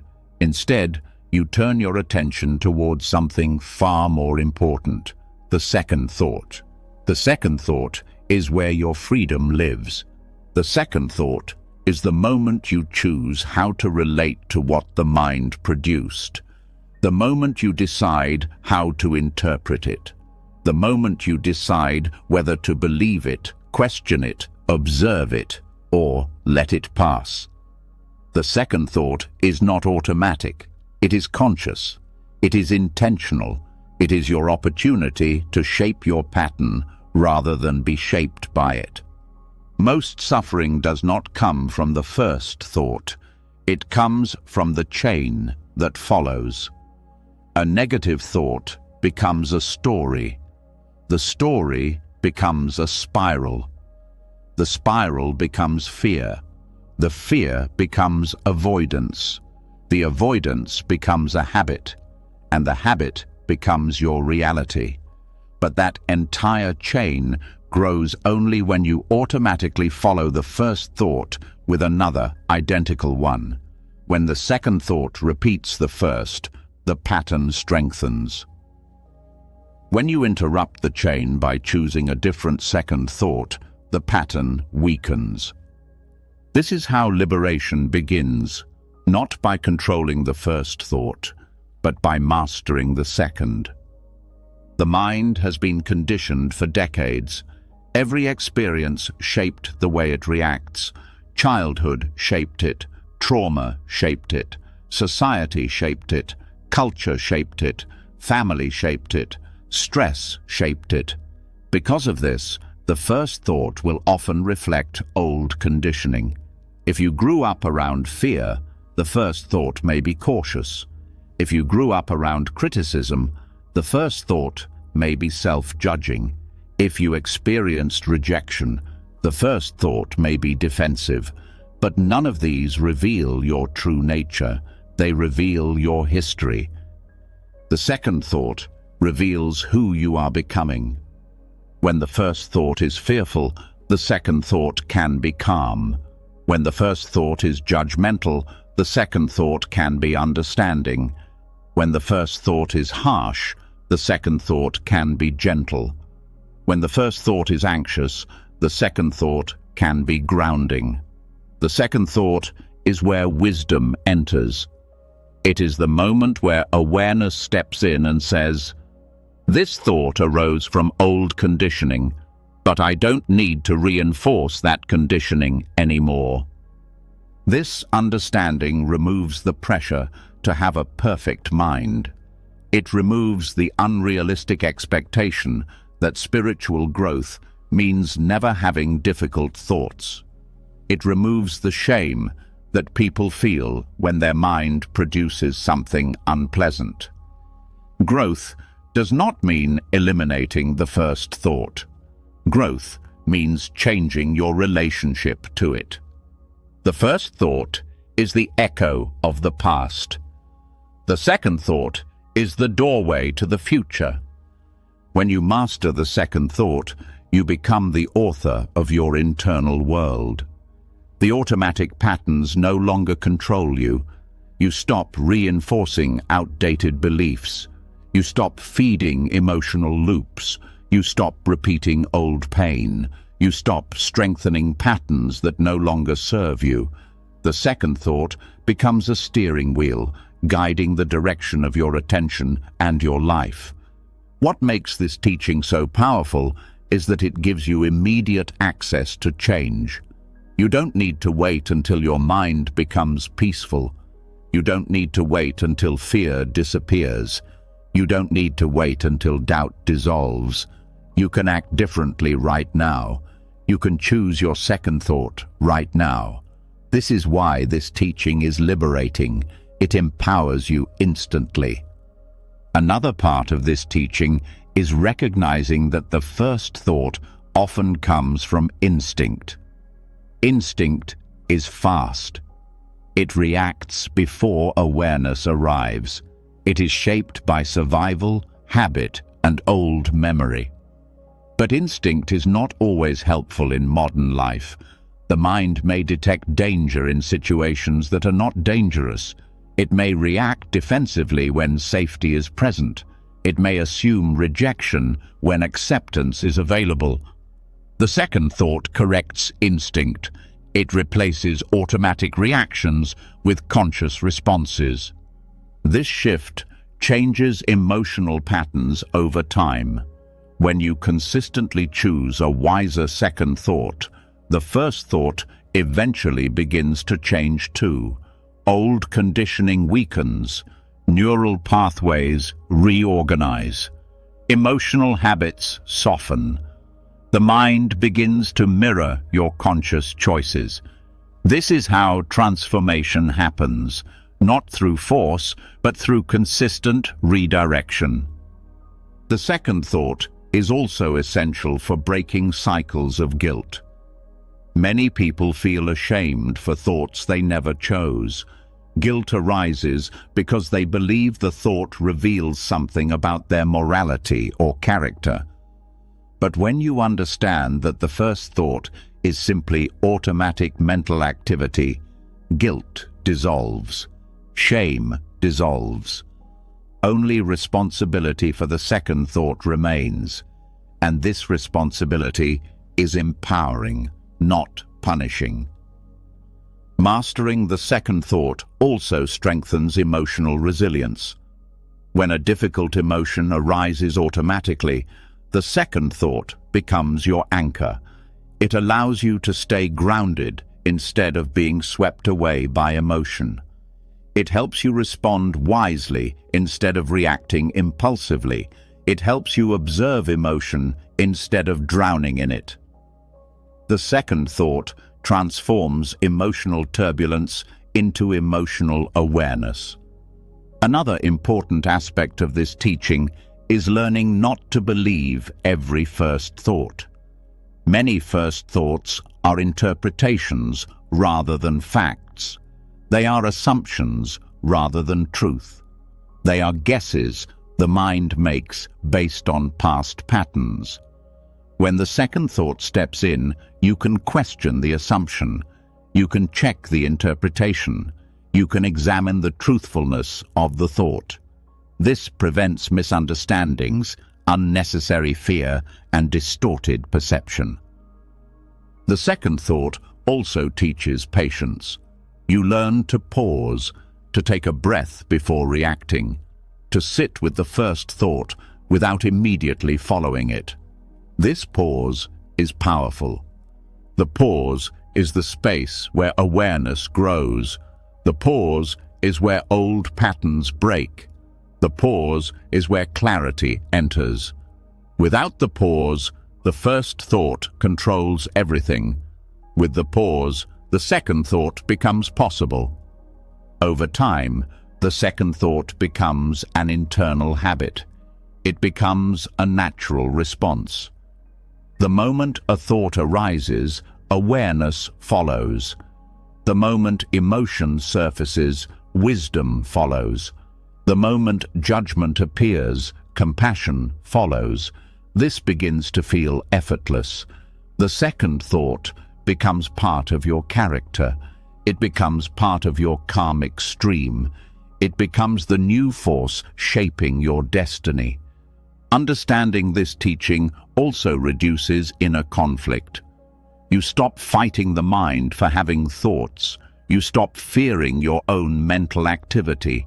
You stop treating every thought like a danger. Instead, you treat thoughts as visitors. The first thought arrives on its own. The second thought determines whether it has any power. You stop being afraid of your mind when you realize you do not need to control the appearance of thoughts, only your relationship with them. The second thought builds self-trust. Each time you choose a grounding, wise, compassionate response, you strengthen your ability to guide your inner world. You start believing in your capacity to stay centered even when the mind produces chaos. This trust quiets anxiety. It calms emotional reactivity. It dissolves the fear of losing control. You discover that awareness, not thought, is your true stability. The second thought also influences how you treat others. When the first thought is judgment, the second thought can be understanding. When the first thought is irritation, the second thought can be patience. When the first thought is fear, the second thought can be openness. This shift improves relationships effortlessly. You stop assuming the worst. You respond with clarity rather than projection. You become less reactive, more grounded, and more compassionate. Most importantly, the second thought shapes your identity. The first thought might be conditioned by the past, but the second thought reflects the person you are becoming. When you consistently choose your second thought wisely, you transform your character from within.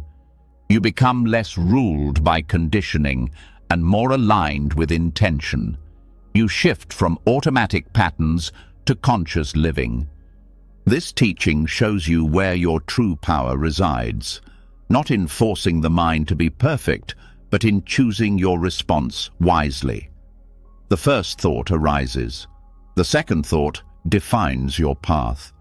And now that you understand how the second thought becomes the turning point of your inner life, you are ready to continue even deeper into the next insight, where awareness begins to shape not just your thoughts, but the entire behavior of the mind itself. Before moving into the next teaching, something subtle but powerful becomes unmistakable.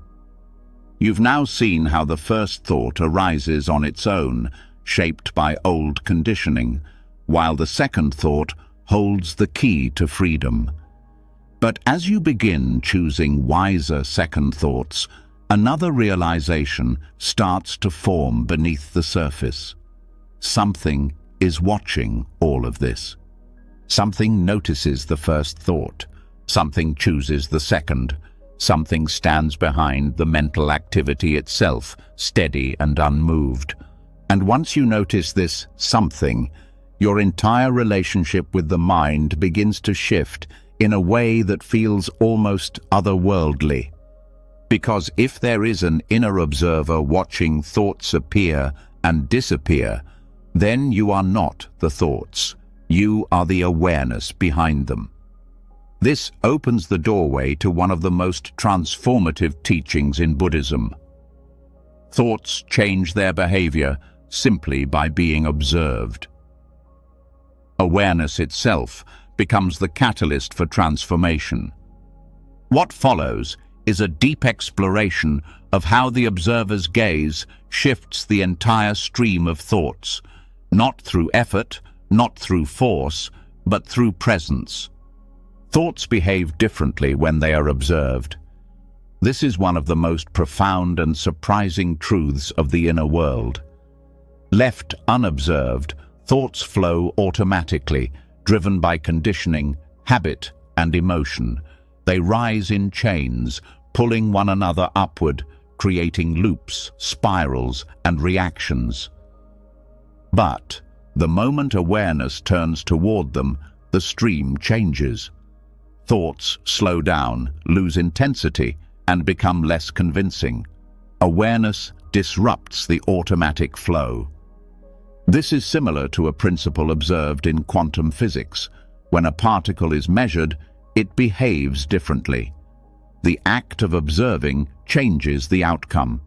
In the same way, when a thought is consciously watched, its shape shifts. It cannot continue its automatic behavior in the presence of awareness.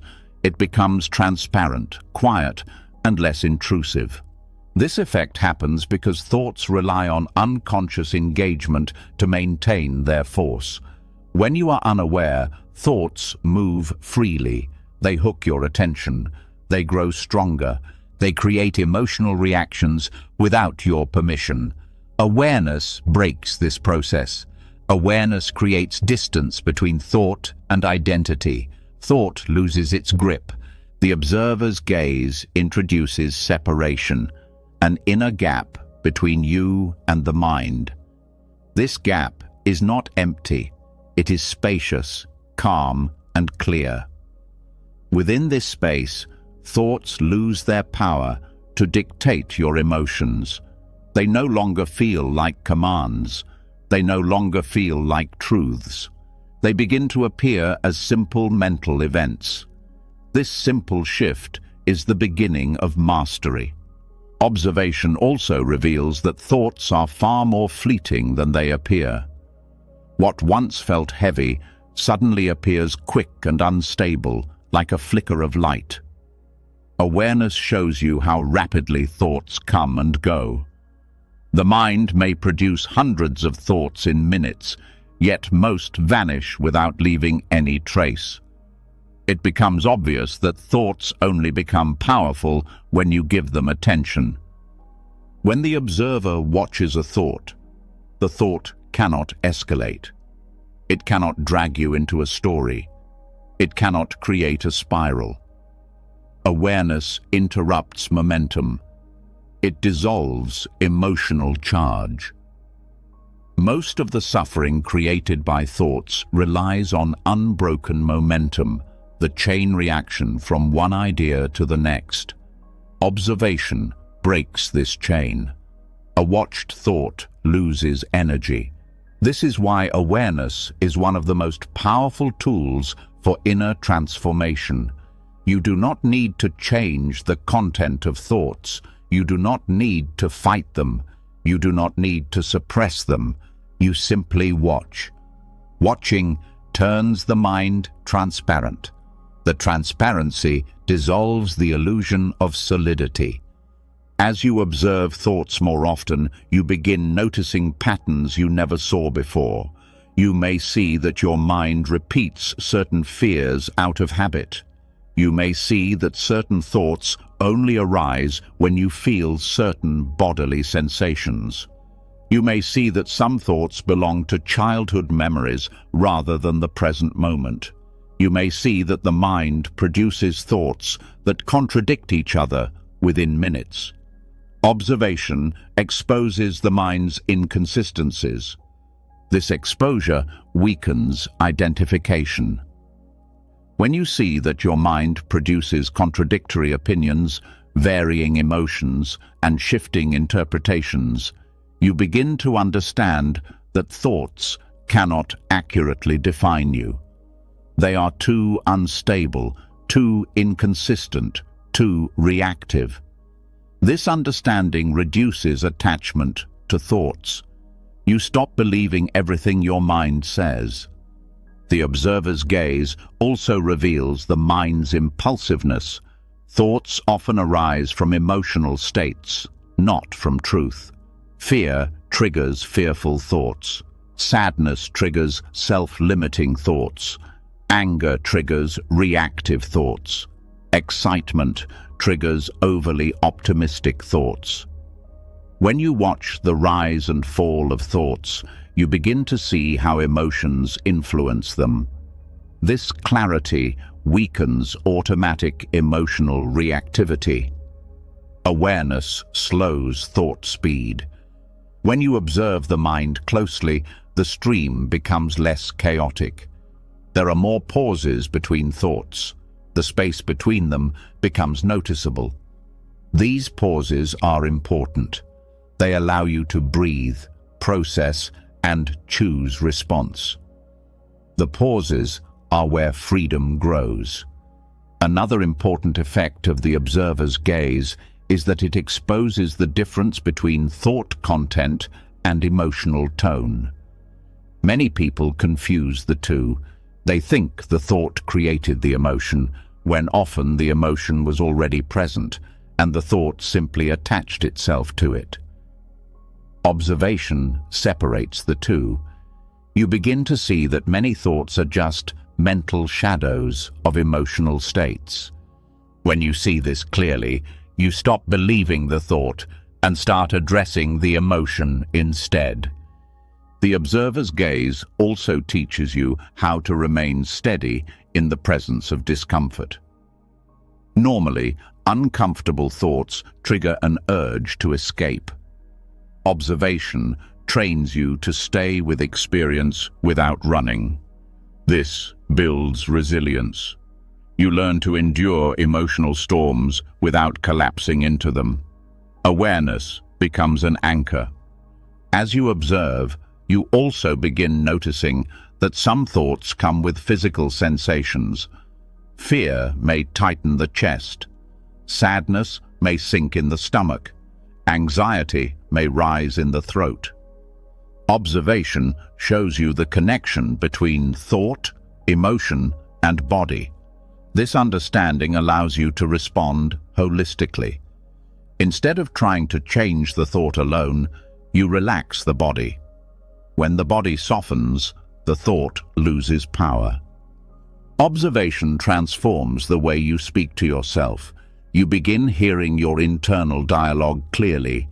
You notice how the mind criticizes, doubts, compares, or fears. This clarity helps you intervene.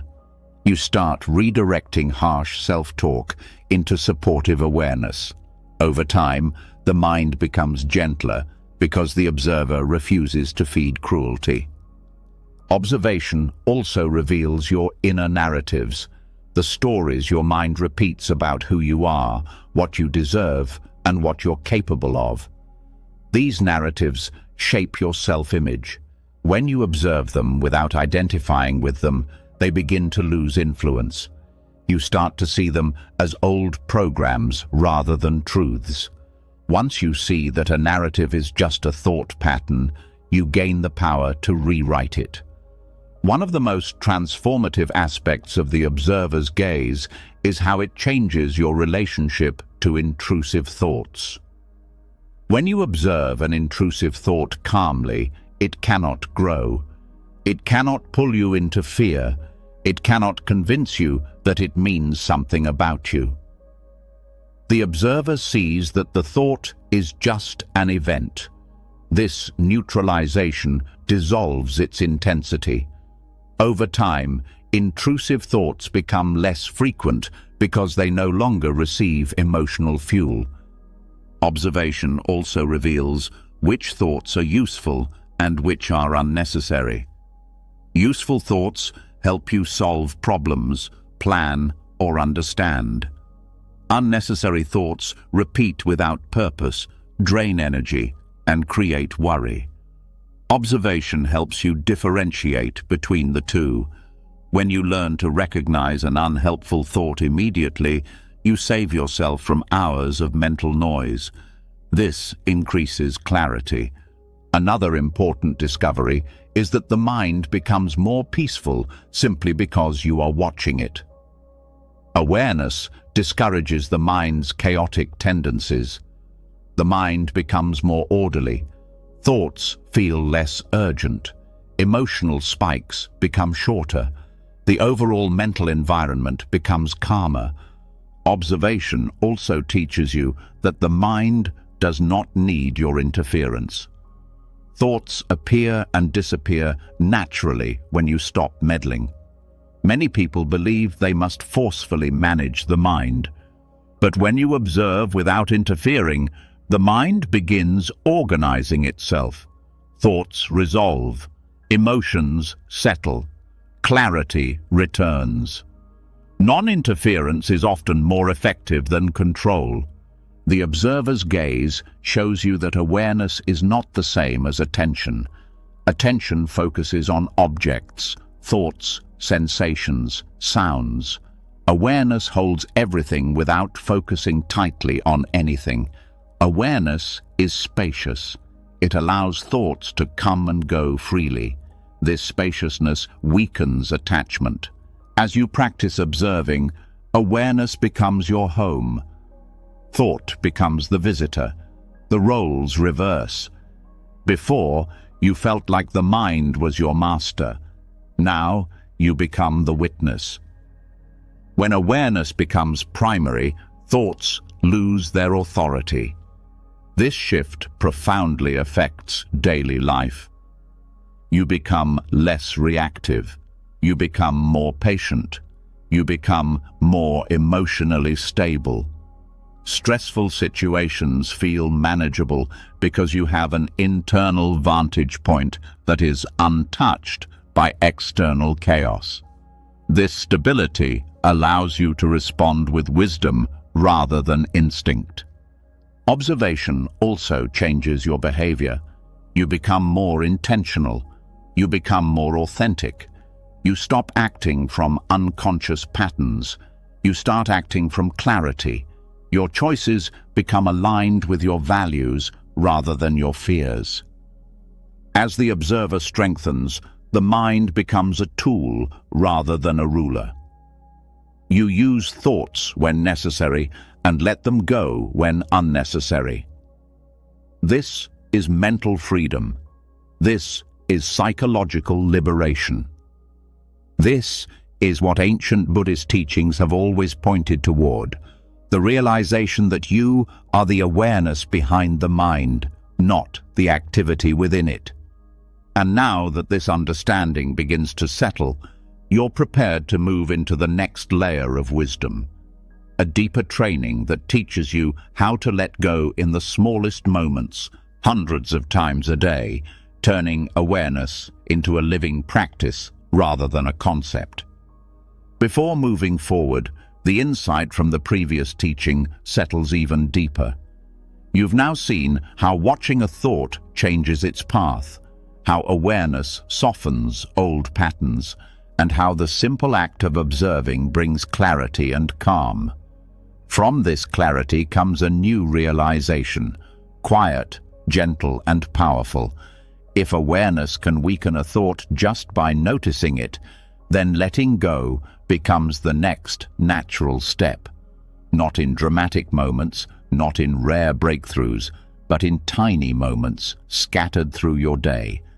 This is where the next stage of training begins, learning to release thoughts the instant they appear, again and again, until letting go becomes a living habit instead of an idea. And this is the essence of thought impermanence training. Micro-releases practiced hundreds of times a day. Thoughts arise constantly, and most of them dissolve on their own. But the mind interferes. It grabs, resists, analyzes, criticizes, judges, and holds on to ideas that were meant to pass. This is why the mind feels crowded. This is why stress accumulates. This is why small worries turn into heavy burdens. Impermanence training teaches you to avoid this unnecessary holding. You begin to trust that you don't need to cling to every thought. You begin to see that the thought was already leaving the moment it arrived. Micro-letting go means releasing thoughts in the smallest possible increments. It is not dramatic. It is not forceful. It is not emotional. It is a simple choice made again and again, like opening your hand when you notice you've closed it around something unnecessary. These tiny releases accumulate and begin shaping a new inner environment. The mind becomes lighter, slower, and less reactive. Impermanence training works because it cuts the momentum of thought at the very beginning. If you let go quickly, the thought cannot build a story. It cannot gather emotional energy. It cannot become a spiral. Letting go early prevents the thought from taking root. This is the difference between a spark and a wildfire. The spark is harmless. The wildfire grows only when fed. People often wait to let go until a thought becomes heavy, but by then the thought has already grown into a chain. Micro-letting go focuses on the spark, not the fire. You release the thought before it grows. You release it before your emotions respond. You release it before it shapes your mood. This is the beauty of impermanence training, prevention instead of repair. The mind produces micro-thoughts constantly, tiny flickers that often pass unnoticed. A quick irritation, a brief judgment, a small worry, a tiny craving, a moment of insecurity. Each on its own seems harmless, but together they create tension. They form the invisible emotional weight you feel throughout the day. When you begin letting go of these micro-thoughts, the invisible weight lifts. You feel lighter without knowing exactly why. You feel calmer without needing a reason. Letting go of micro-thoughts requires gentle awareness. Not intense attention, not strict focus, just a soft noticing. The moment you sense a thought has appeared, you relax your mental grip. You don't fight it. You don't push it away. You don't try to replace it. You simply stop holding it. The thought dissolves because it was impermanent from the start. This effortless release becomes easier when you understand that thoughts do not require your involvement. You do not need to finish thinking them. You do not need to respond to them. You do not need to examine them. Most thoughts have no purpose. They are mental noise. Micro-letting go teaches you that you can release a thought without losing anything valuable. The body plays a large role in this practice. Thoughts create tension in the body. Notice how a worrying thought tightens the stomach, or how a judgment contracts the chest, or how a stressful memory stiffens the shoulders. When you let go of a thought, the body softens. The release is physical as much as mental. Over time, the body learns that it no longer needs to brace itself against every thought.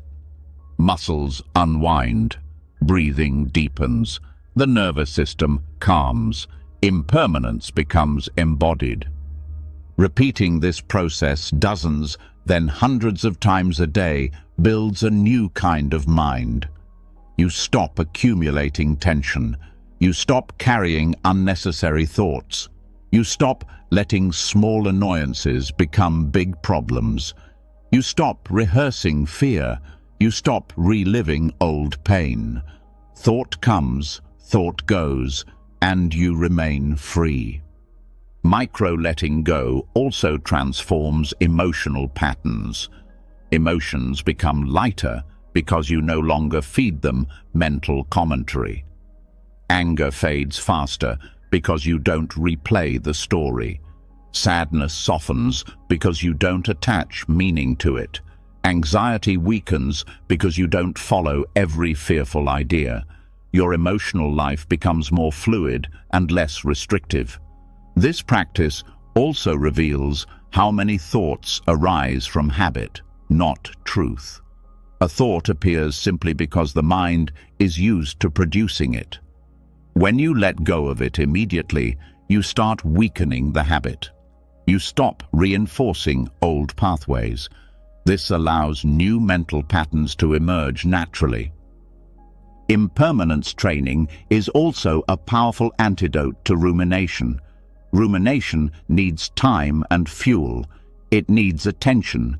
It needs repetition. When you let go instantly, rumination cannot form. The cycle never starts. You end the loop before it has a chance to pull you in. Letting go quickly also strengthens your relationship with the present moment. Thoughts pull you into the past or future. Release brings you back to now. The present becomes clearer, richer, and more alive. You no longer sleepwalk through the day. You experience life directly instead of through layers of mental commentary. Micro-letting go also protects your energy. Thinking is draining when done excessively. When you release thoughts early, you conserve mental energy. You have more clarity, more focus, more creativity, and more emotional resilience. You feel less overwhelmed because you are not carrying every thought the mind produces. This practice teaches emotional intelligence. You begin to feel the difference between a thought and an emotion. You learn that emotions rise through the body, while thoughts pass through the mind. When you stop feeding thoughts, emotions find their own natural rhythm. You learn to feel without clinging. Impermanence also transforms identity. So much of who you believe you are is built from repeated thoughts. When you stop clinging to them, the identity becomes less rigid. You become more open, more fluid, more curious. You stop defining yourself based on mental noise. You discover a deeper sense of self beneath thought. Micro-letting go also softens the ego. The ego thrives on holding opinions, holding narratives, holding past events. When you release thoughts consistently, the ego shrinks. You become less defensive, less reactive, less self-focused. You gain emotional freedom. As you practice letting go frequently, you begin noticing gaps between thoughts. These gaps are moments of natural peace. They become longer. They become more noticeable. They become more welcoming. You spend more time in these gaps, and the mind begins to rest. Micro-letting go becomes a lifestyle. You do it while walking, while working, while listening, while resting. It becomes automatic. The mind learns to release without being told. This is the ultimate goal, the mind letting go of itself. And eventually, the mind becomes quiet, not because thoughts stop appearing, but because you stop holding on to them. The mind becomes peaceful, not because life becomes perfect, but because you stop creating unnecessary noise. The mind becomes spacious, not because thoughts disappear, but because you no longer treat them as permanent. This is real freedom, the freedom to let each moment pass without clinging to what was never meant to stay.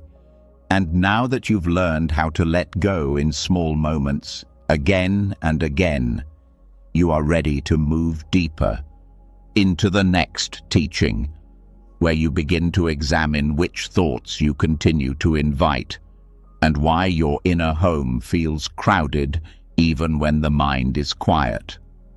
Before moving into the next teaching, the insights from everything you've practiced so far begin to settle in a deeper way.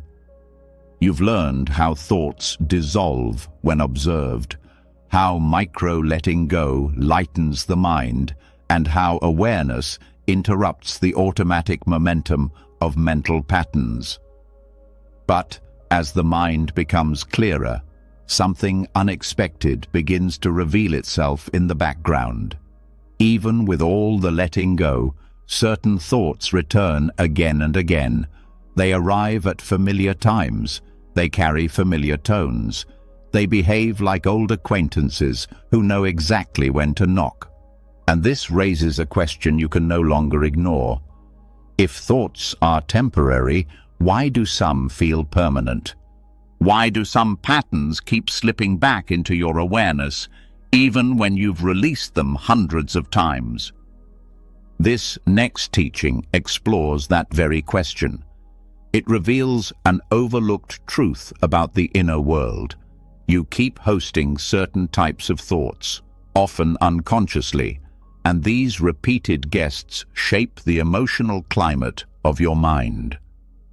Understanding your inner guest list changes everything.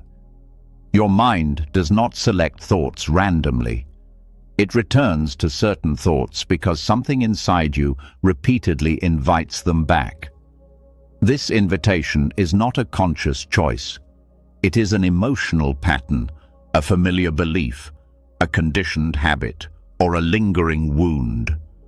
These inner invitations determine which thoughts keep revisiting your mental space. One of the reasons certain thoughts return is emotional familiarity. The mind prefers what it knows. If you've spent years rehearsing worry, the mind brings worry back because it recognizes that pattern. If you've spent years reinforcing self-doubt, thoughts of inadequacy return easily. The mind interprets the familiar as safe, even when the familiar creates suffering. This is why certain thoughts feel like old companions. They have visited you so often that the mind now keeps the door open for them. Some thoughts return because they are tied to unresolved emotion.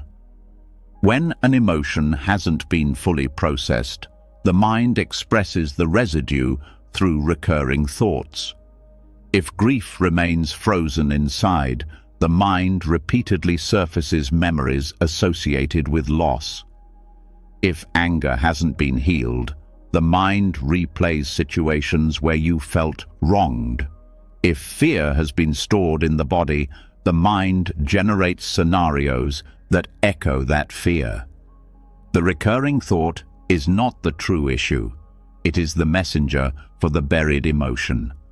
Another major source of returning thoughts are internal beliefs. These beliefs act as magnets. If you believe you are unworthy, thoughts of inadequacy will continually reappear. If you believe you must earn love, self-critical thoughts will dominate. If you believe the world is unsafe, fear-based thoughts will return. These beliefs become mental filters. The mind hosts thoughts that confirm them because consistency feels stable even when it hurts. Many recurring thoughts also come from long-standing mental habits. The mind becomes efficient at repeating thoughts it has rehearsed for years. Habitual mental loops, such as comparing yourself to others, anticipating worst-case scenarios, or replaying old conversations, become automatic. The thought returns because the neural pathway is well worn. The mind is simply following its familiar route. Sometimes thoughts return because of subtle triggers: tone, posture, weather, silence, a memory fragment, a smell, or an expression someone makes.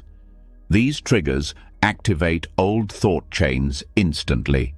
The trigger is small, but the emotional memory behind it is large. Without awareness, it feels as though the thought came out of nowhere, when in reality it followed a subtle signal.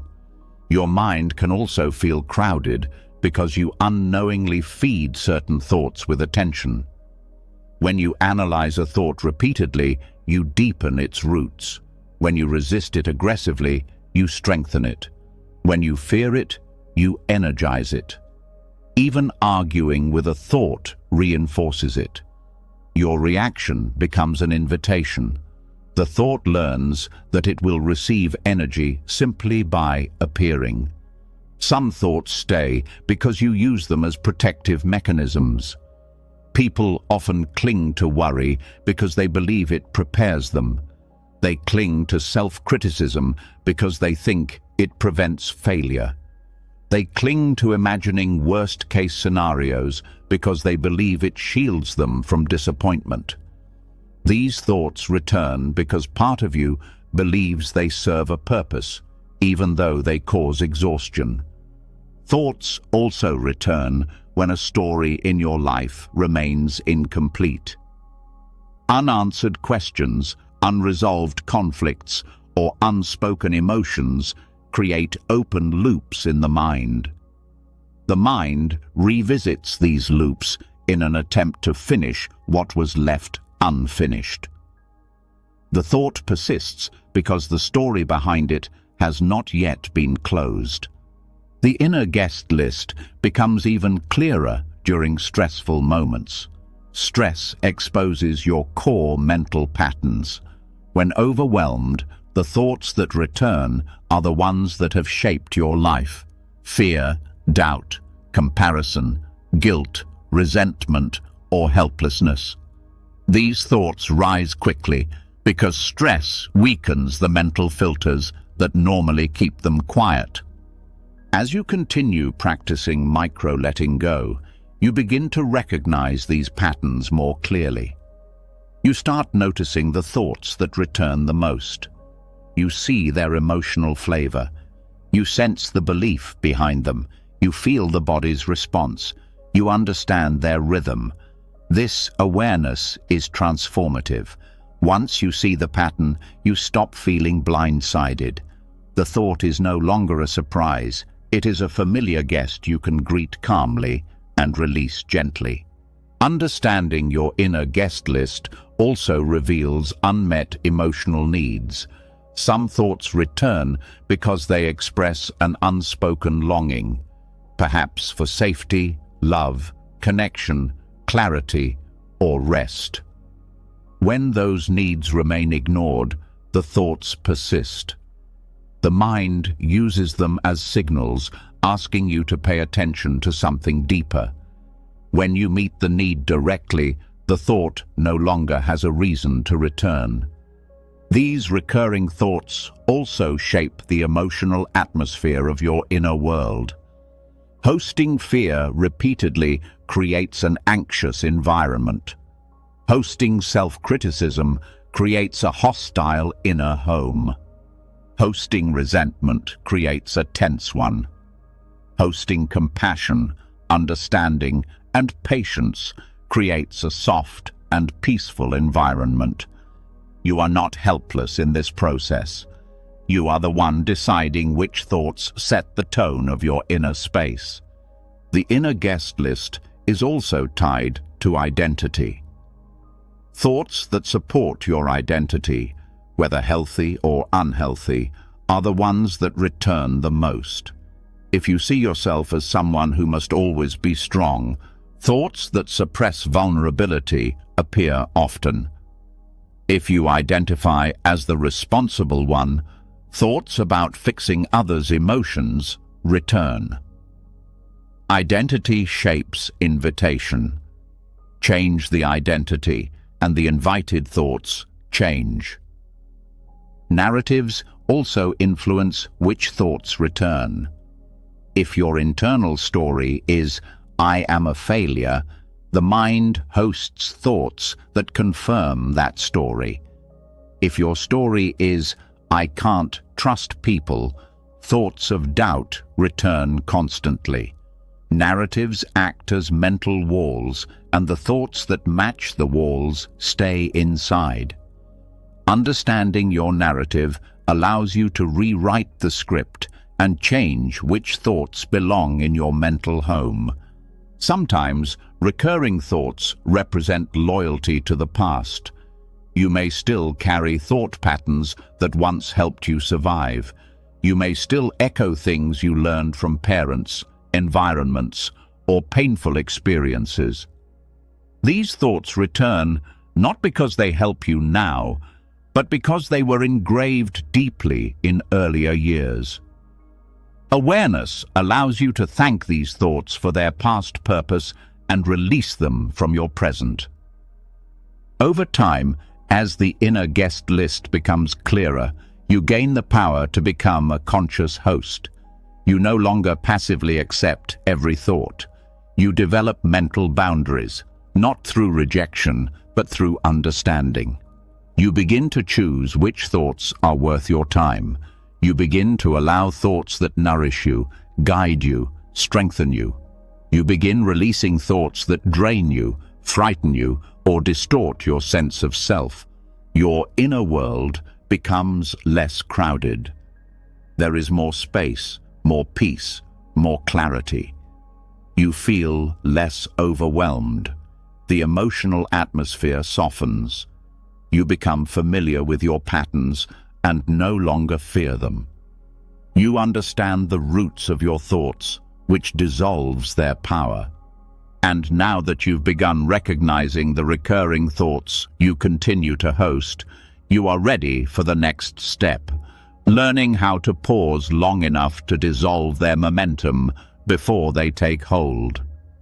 Before moving forward, the last teaching leaves you with a powerful realization. Now that you understand which thoughts you keep welcoming into your inner home, and why they keep returning, a new question rises quietly, almost like a soft warning inside the mind. If certain thoughts return because you've been inviting them without knowing, then the moment they arrive is the moment that matters most. Not 5 minutes later, not when the emotion has already taken over, not after the story has spiraled. The doorway moment, the first seconds after a thought appears, is where the entire direction of your inner world is decided. And this leads you into one of the most powerful practices in the entire Buddhist tradition, the ability to pause. A simple pause, just a few seconds. But those few seconds can dissolve most of the momentum that would have carried you into stress, anger, fear, self-criticism, or regret.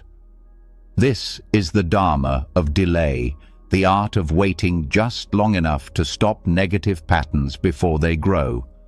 What follows is a complete and continuous exploration into how inserting a brief pause between thought and reaction can change the entire trajectory of your emotional life.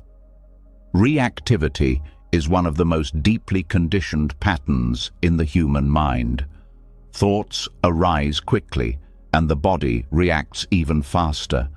The mind hears an inner comment, and your muscles respond. The mind generates a fear, and your breath tightens.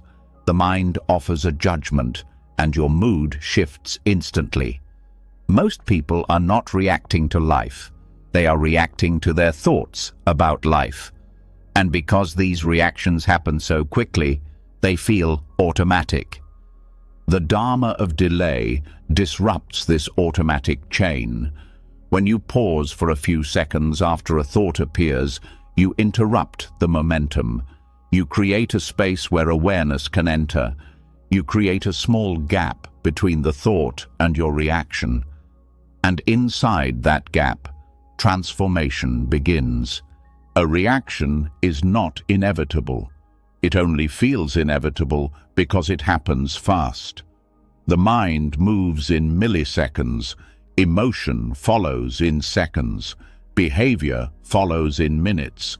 But if you interrupt the first few seconds, the entire chain dissolves. This is why a simple 3 to 7 second pause can dissolve most negative mental momentum before it gathers strength. This pause is not passive. It is not avoidance. It is a conscious act of reclaiming your power. You are stepping out of the automatic pattern and stepping into awareness. You are giving yourself permission to see clearly before you act. The power of delay lies in how thoughts lose intensity when not immediately obeyed. A thought becomes strong when you respond to it instantly. When a judgment appears and you immediately believe it, the judgment gains authority. When a fear appears and you automatically tense, the fear becomes embodied. When a memory appears and you immediately replay it, the memory grows roots. But when you pause, the thought is denied fuel. It cannot escalate. It cannot trigger emotions as strongly. It cannot pull you into its story. The pause exposes the thought's impermanence. You begin to see how rapidly the thought fades when you do nothing with it. Many people mistake reactivity for personality. They think, I'm an angry person, I'm an anxious person, or I'm an emotional person, when in reality, they are simply reacting too quickly. The reaction gives the emotion its power. The pause gives you your power. The Dharma of delay works because it allows the nervous system to reset. When you immediately react, your body enters a stress response. When you pause, the body has time to breathe. The heart rate slows. The muscles soften. The breath deepens. This physiological shift reduces emotional intensity. The mind becomes clearer. You gain the ability to choose. A pause is powerful because it changes the timeline. Thoughts and emotions operate in waves. The first wave is intense but short.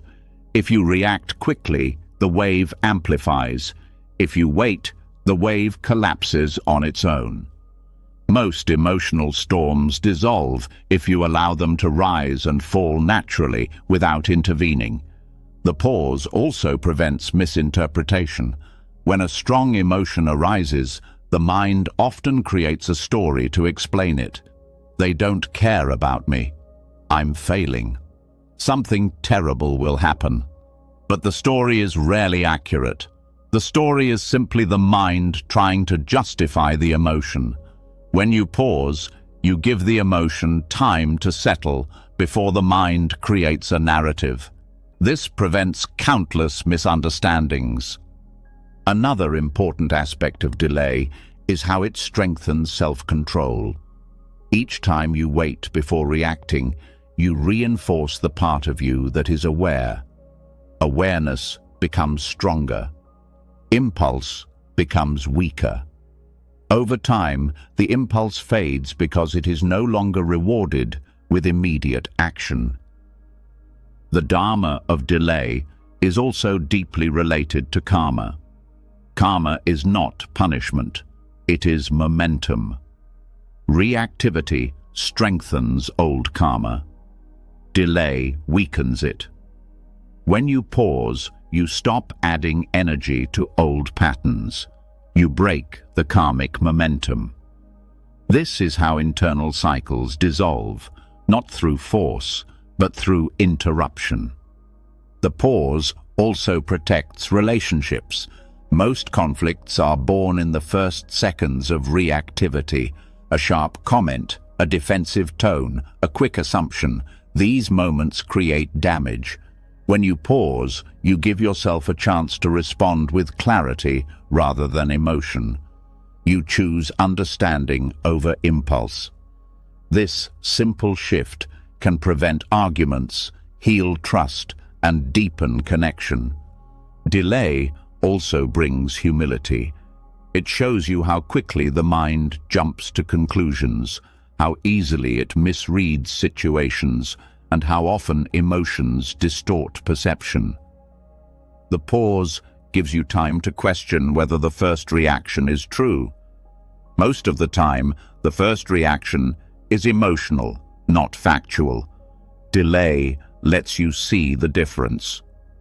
The Dharma of delay is a form of mental discipline, but it is also an act of compassion toward yourself. Reactivity creates regret. Reactivity creates shame. Reactivity creates emotional turmoil. The pause protects you from these unnecessary consequences. It keeps your inner world cleaner, calmer, and more steady. This practice is simple but not easy. The mind wants to react instantly. It is used to speed. It is used to momentum. The pause feels unnatural at first, almost uncomfortable, but with practice, it becomes your greatest ally. One of the most effective ways to practice is to train yourself to breathe before reacting. A single slow breath creates a natural pause. The mind starts to settle. The emotion softens. You create space for a wiser response. Another technique is silently labeling your state. When a strong thought arises, you pause and mentally say, thinking, or feeling, or judging. This label breaks the chain of automatic reaction. It reminds you that the thought is not reality. It is an internal event. Another powerful method is grounding your attention in the body. When a reactive thought appears, place your attention in the chest, belly, or feet. This grounds you in the present moment.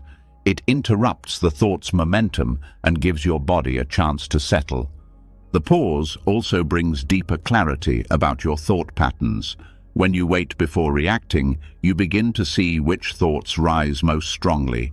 You see the thoughts that rush forward with urgency. You see the thoughts that try to push you to act immediately.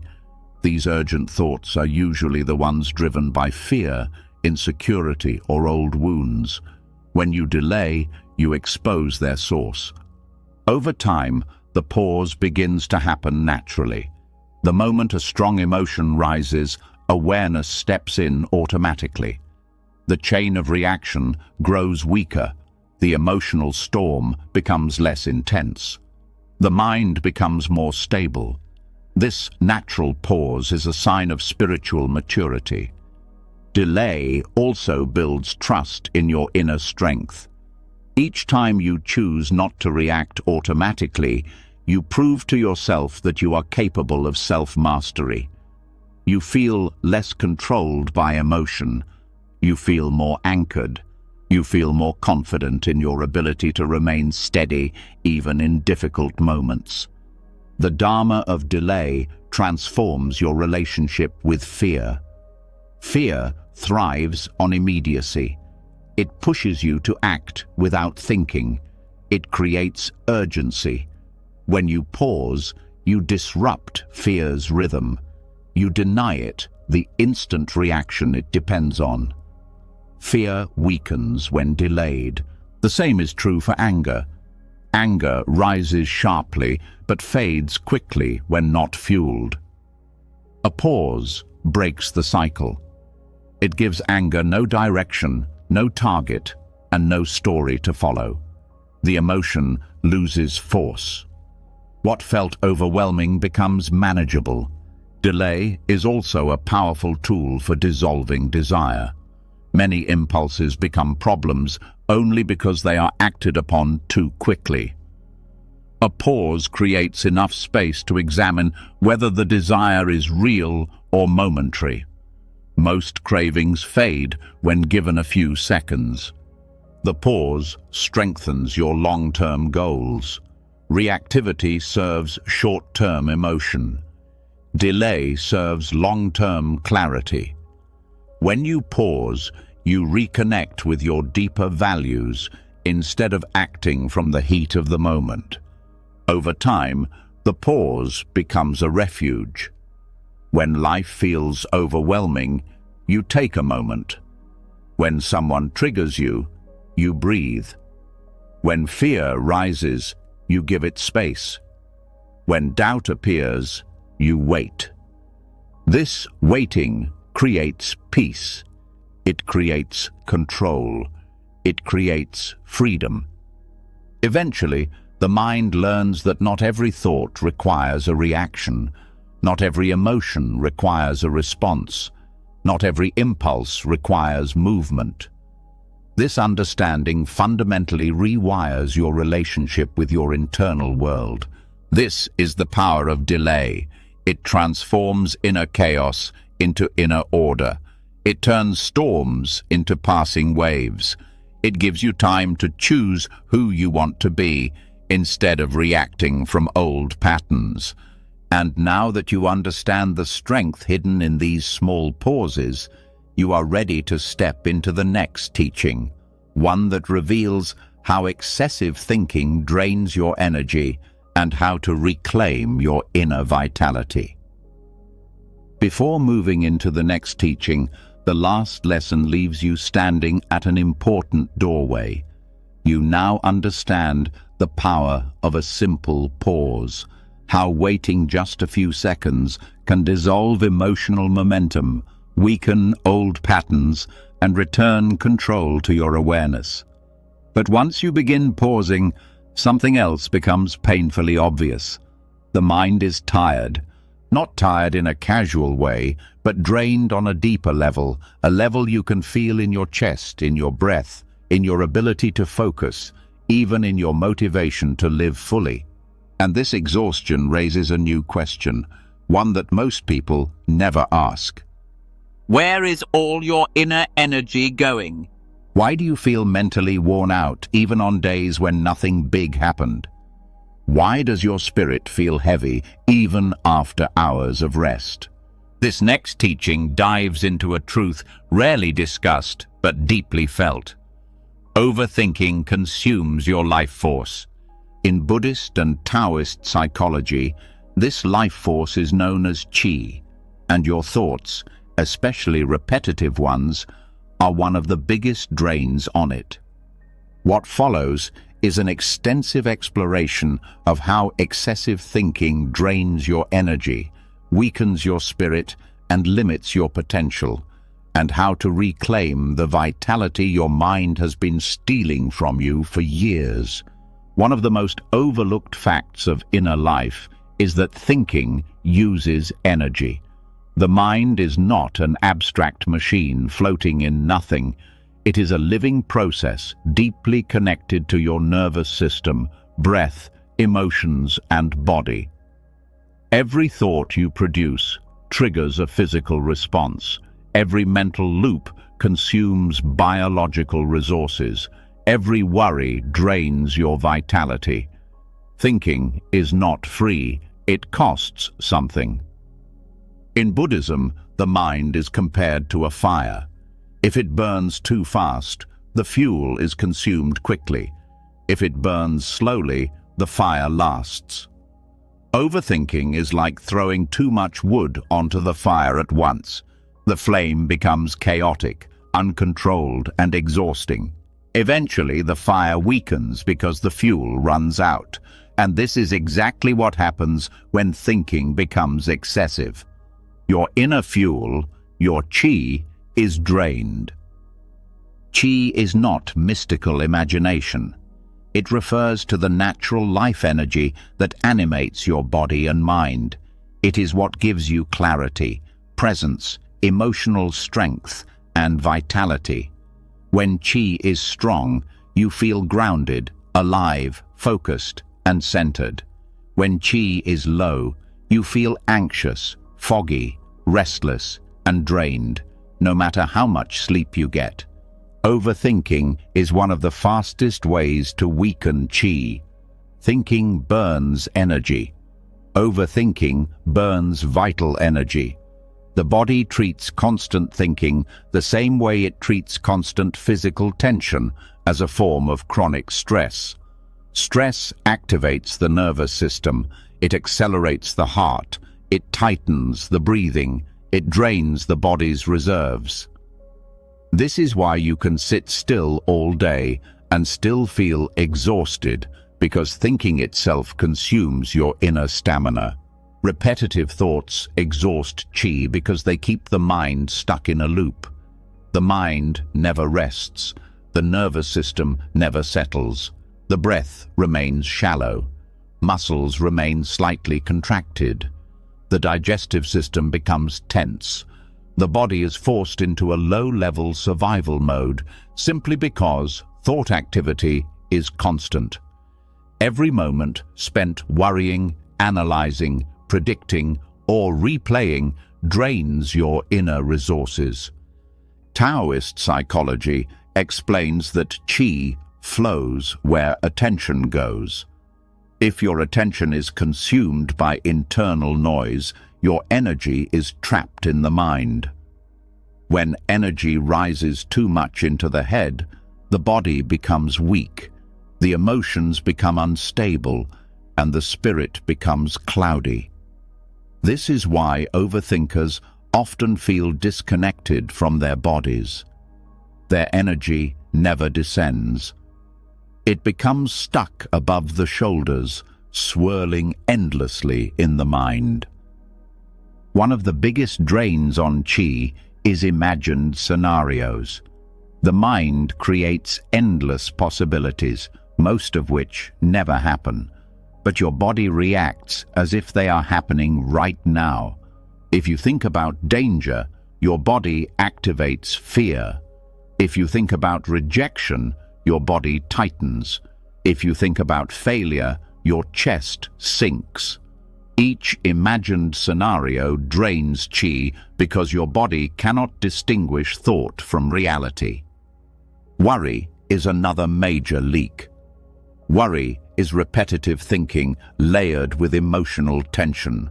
It drains qi because it keeps the mind engaged with fear instead of presence. Fear accelerates your internal system. Repetition locks you into the fear. Worry creates a double drain, mental and emotional. Rumination is yet another drain. Rumination is the act of revisiting a thought repeatedly without resolution. It burns qi because it never moves forward. It is like walking on a treadmill, using energy but going nowhere. The mind becomes fatigued, the heart becomes heavy, the body becomes tense. Over time, rumination weakens the spirit. Self-criticism is one of the most damaging drains of all.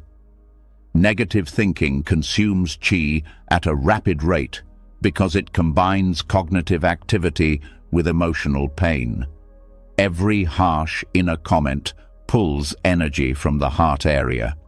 The chest tightens, breathing weakens, the stomach contracts.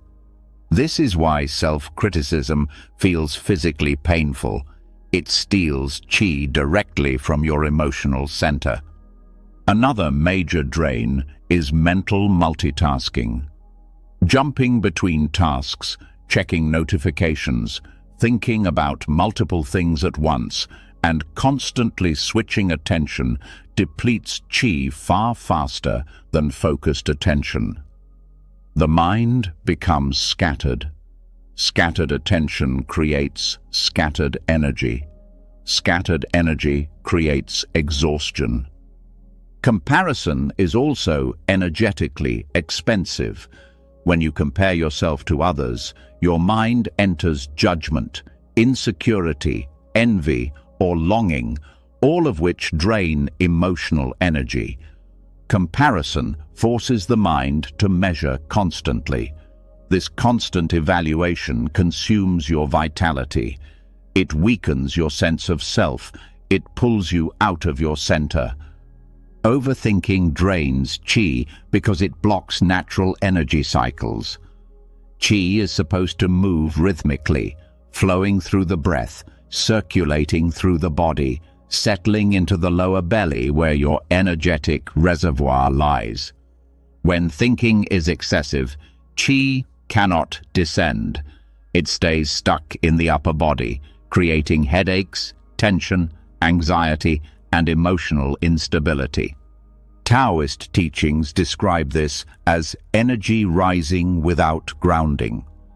When thinking is quiet, energy settles.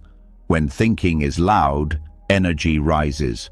When thinking becomes obsessive, energy disperses and becomes chaotic. This chaotic energy weakens the nervous system and creates internal instability. The digestive system is also affected. Overthinking pulls energy away from digestion. In Taoist medicine, the spleen and stomach are responsible for transforming food into qi. When overthinking is excessive, these organs become weak. This can lead to fatigue, digestive issues, weakened immunity, and mental fog. This is why overthinking and stomach tension often appear together. The mind and digestion share energy. Another cost of overthinking is emotional overwhelm. Qi and emotion are closely connected. Emotion moves qi. When emotions are intense, qi becomes turbulent. When qi is depleted, emotions become chaotic. This creates a loop. Overthinking drains qi. Weakened qi increases emotional sensitivity. Emotional sensitivity increases overthinking. The cycle continues until something interrupts it. One of the reasons inner silence is so powerful is because silence restores qi. When the mind becomes still, the nervous system relaxes, the breath deepens, the muscles release tension, The body returns to its natural state of balance. Qi begins to descend back into the lower belly, where it can accumulate rather than leak. Stillness is nourishment. Breathing practices also restore qi. When the breath is slow and deep, it signals safety to the nervous system. Qi begins to replenish.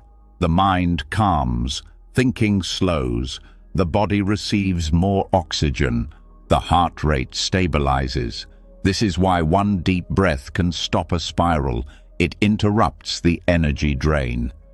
Mindfulness practices restore qi by anchoring awareness in the body. When you pay attention to sensation instead of thought, your energy drops downward. This reconnects your mind with the physical self. It prevents qi from rising uncontrollably into the head. It grounds you. Letting go also restores qi. Every time you release a thought, you prevent qi from leaking into unnecessary mental activity. Each release keeps your energy within you instead of scattering outward. Over time, this creates a reservoir of inner vitality. Another way to preserve qi is through attention training. When you focus on one thing at a time, your energy becomes concentrated. Concentrated energy strengthens the mind. Scattered energy weakens it. Focused attention is a form of internal power. Emotional awareness is another source of qi protection. When you acknowledge emotions without resisting them, they move naturally. When you repress or overthink emotions, they stagnate. Stagnation drains qi far more than emotion itself. Feeling an emotion fully costs less energy than resisting or analyzing it. Rest is another way to replenish qi. True rest, not collapsing into distractions, not numbing out, but letting the mind settle. Many people never rest mentally. They sleep with a busy mind. They walk with a busy mind. They eat with a busy mind. They live with a busy mind. Rest means giving the mind space. Qi is also strengthened by simplicity. Excessive complexity, too many choices, too many tasks, too much information, scatters energy. Simplicity focuses it. This is why minimalism, both inner and outer, replenishes your vitality. Physical grounding practices also restore qi. Walking slowly, touching the earth, feeling your feet, being outside. These actions draw energy downward. They settle the mind and replenish internal reserves. Awareness of your qi levels helps you recognize when thinking is draining you. When qi is low, thoughts feel heavier. When qi is strong, thoughts feel lighter. Qi regulates how much mental activity you can handle. When you push beyond your qi limit, the mind becomes chaotic. Learning to sense your qi gives you the ability to manage your thinking before exhaustion sets in. You begin to notice the first signs of depletion: tight chest, shallow breath, foggy thoughts, irritation, compulsive thinking, emotional sensitivity. When you catch these early signs, you can intervene, slow down, breathe, let go, ground yourself, rest. Qi also returns when you practice kindness toward yourself. Compassion softens the heart. Softness allows energy to flow. Harshness blocks energy. Self-kindness is not indulgence. It is a way of keeping your energy alive. Over time, as you stop leaking qi through excessive thinking, your inner vitality grows. You feel stronger emotionally, clearer mentally, and calmer physically. Your presence deepens. Your intuition sharpens. Your anxiety decreases. Your sleep improves, your digestion stabilizes, your heart feels lighter, your spirit feels awake again. This is the hidden cost of overthinking. It steals the life you could be using to grow, love, create, rest, and live more fully. And now that you understand how much energy thinking consumes, you can move into the next teaching, learning how to prevent your mind from becoming an echo chamber that transforms temporary thoughts into unquestioned beliefs. Before moving forward, the last teaching reveals something you can't unsee. You now understand how overthinking drains your inner vitality, how each unnecessary thought pulls energy from your body, how mental loops scatter your attention and weaken your spirit. But once you notice this, another realization quietly rises from beneath the surface. Most of the thoughts that drain you aren't even new. They're familiar, repetitive, circular. They're thoughts you've heard inside your head so many times that they no longer feel like thoughts at all. They feel like truth. And that leads to a deeper question. How many of your beliefs are simply thoughts repeated so often that they became unquestioned? This next teaching takes you into one of the most powerful and overlooked mechanisms of the human mind, its ability to turn private thoughts into personal truths simply through repetition. What begins as a whisper becomes an echo. What becomes an echo becomes a loop. What becomes a loop becomes a belief. And beliefs, once formed, shape how you see everything: yourself, others, the world, and your destiny. What follows is an extensive exploration of how solitary thoughts slowly transform into unquestioned beliefs, and how to break free from the internal echo chamber that keeps you trapped. The mind is constantly talking to itself. Most of this inner dialogue never becomes conscious. It happens automatically, quietly, like background noise. Yet this quiet noise is powerful. When a thought repeats in your mind again and again, your brain begins to treat it as familiar. And the brain interprets familiarity as truth, not accuracy, familiarity. This is one of the mind's most dangerous blind spots.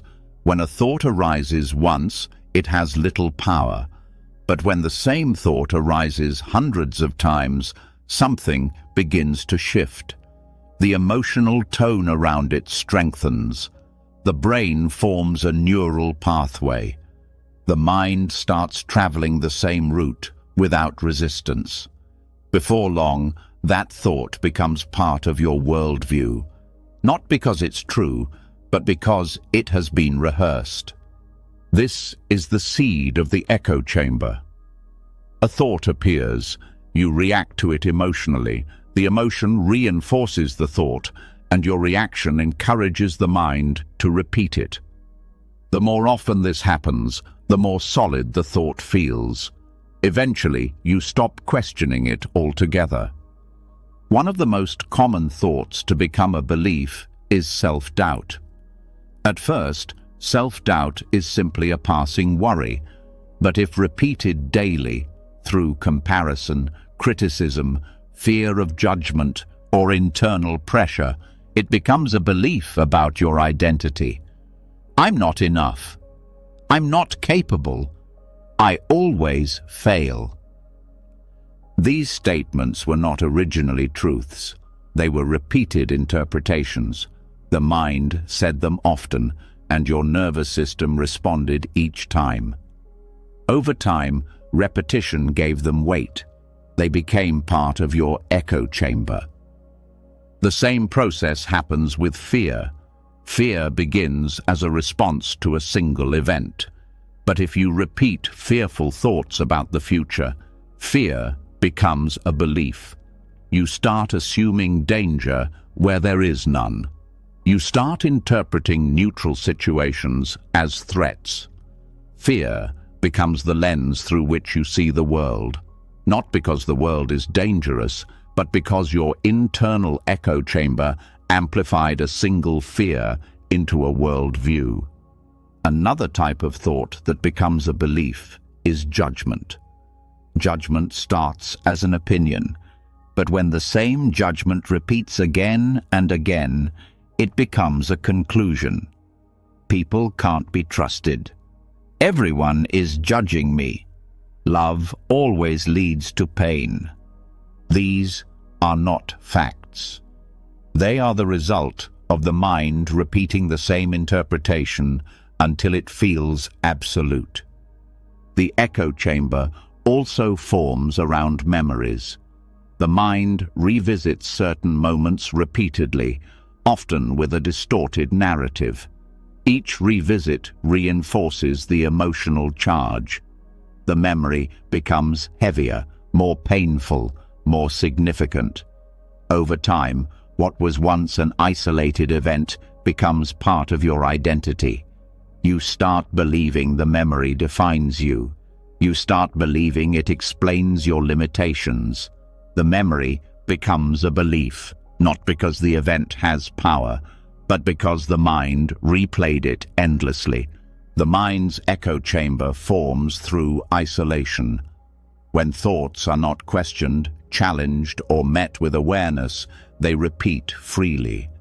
They bounce inside your mind with no external reference.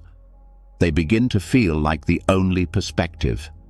This isolation increases certainty. Certainty increases attachment. Attachment solidifies the belief. Awareness disrupts this isolation. When you observe a thought instead of merging with it, you interrupt the repetition. You weaken the echo. You expose the thought as temporary, not eternal. You see that the thought is simply a mental event, not an objective truth. Another factor that strengthens the echo chamber is emotional reinforcement. When a thought triggers emotion, the emotion increases the thought's intensity. Emotion gives the thought color, weight, and urgency. For example, if the thought, "I'm not safe," triggers fear, the fear makes the thought feel true. If the thought, "I'm not worthy," triggers sadness, the sadness deepens the belief. The mind uses emotion as evidence, but emotional evidence is not logical evidence. The more emotional reinforcement a thought receives, the louder the echo becomes. The echo chamber also grows when thoughts are unopposed. If you do not introduce alternative perspectives, the mind believes the repeated thought is the only possible interpretation.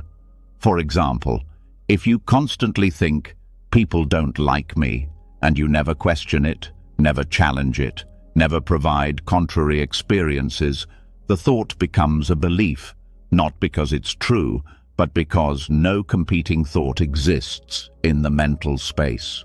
This lack of internal diversity creates cognitive rigidity. You begin seeing the world through narrow patterns. You stop being open to new information. You stop trusting your intuition. You stop questioning your assumptions. The echo chamber becomes your inner prison. To break this prison, awareness must enter the loop. The moment you become aware of a repeated thought, you weaken the cycle. Awareness creates space between you and the thought. It stops the automatic reinforcement. Another way to dissolve the echo chamber is through curiosity. Curiosity does not fight the thought. It examines it. It asks, "Is this true every time? Is this thought based on evidence or emotion? Where did this thought come from?" Curiosity breaks certainty. Certainty is what makes beliefs rigid.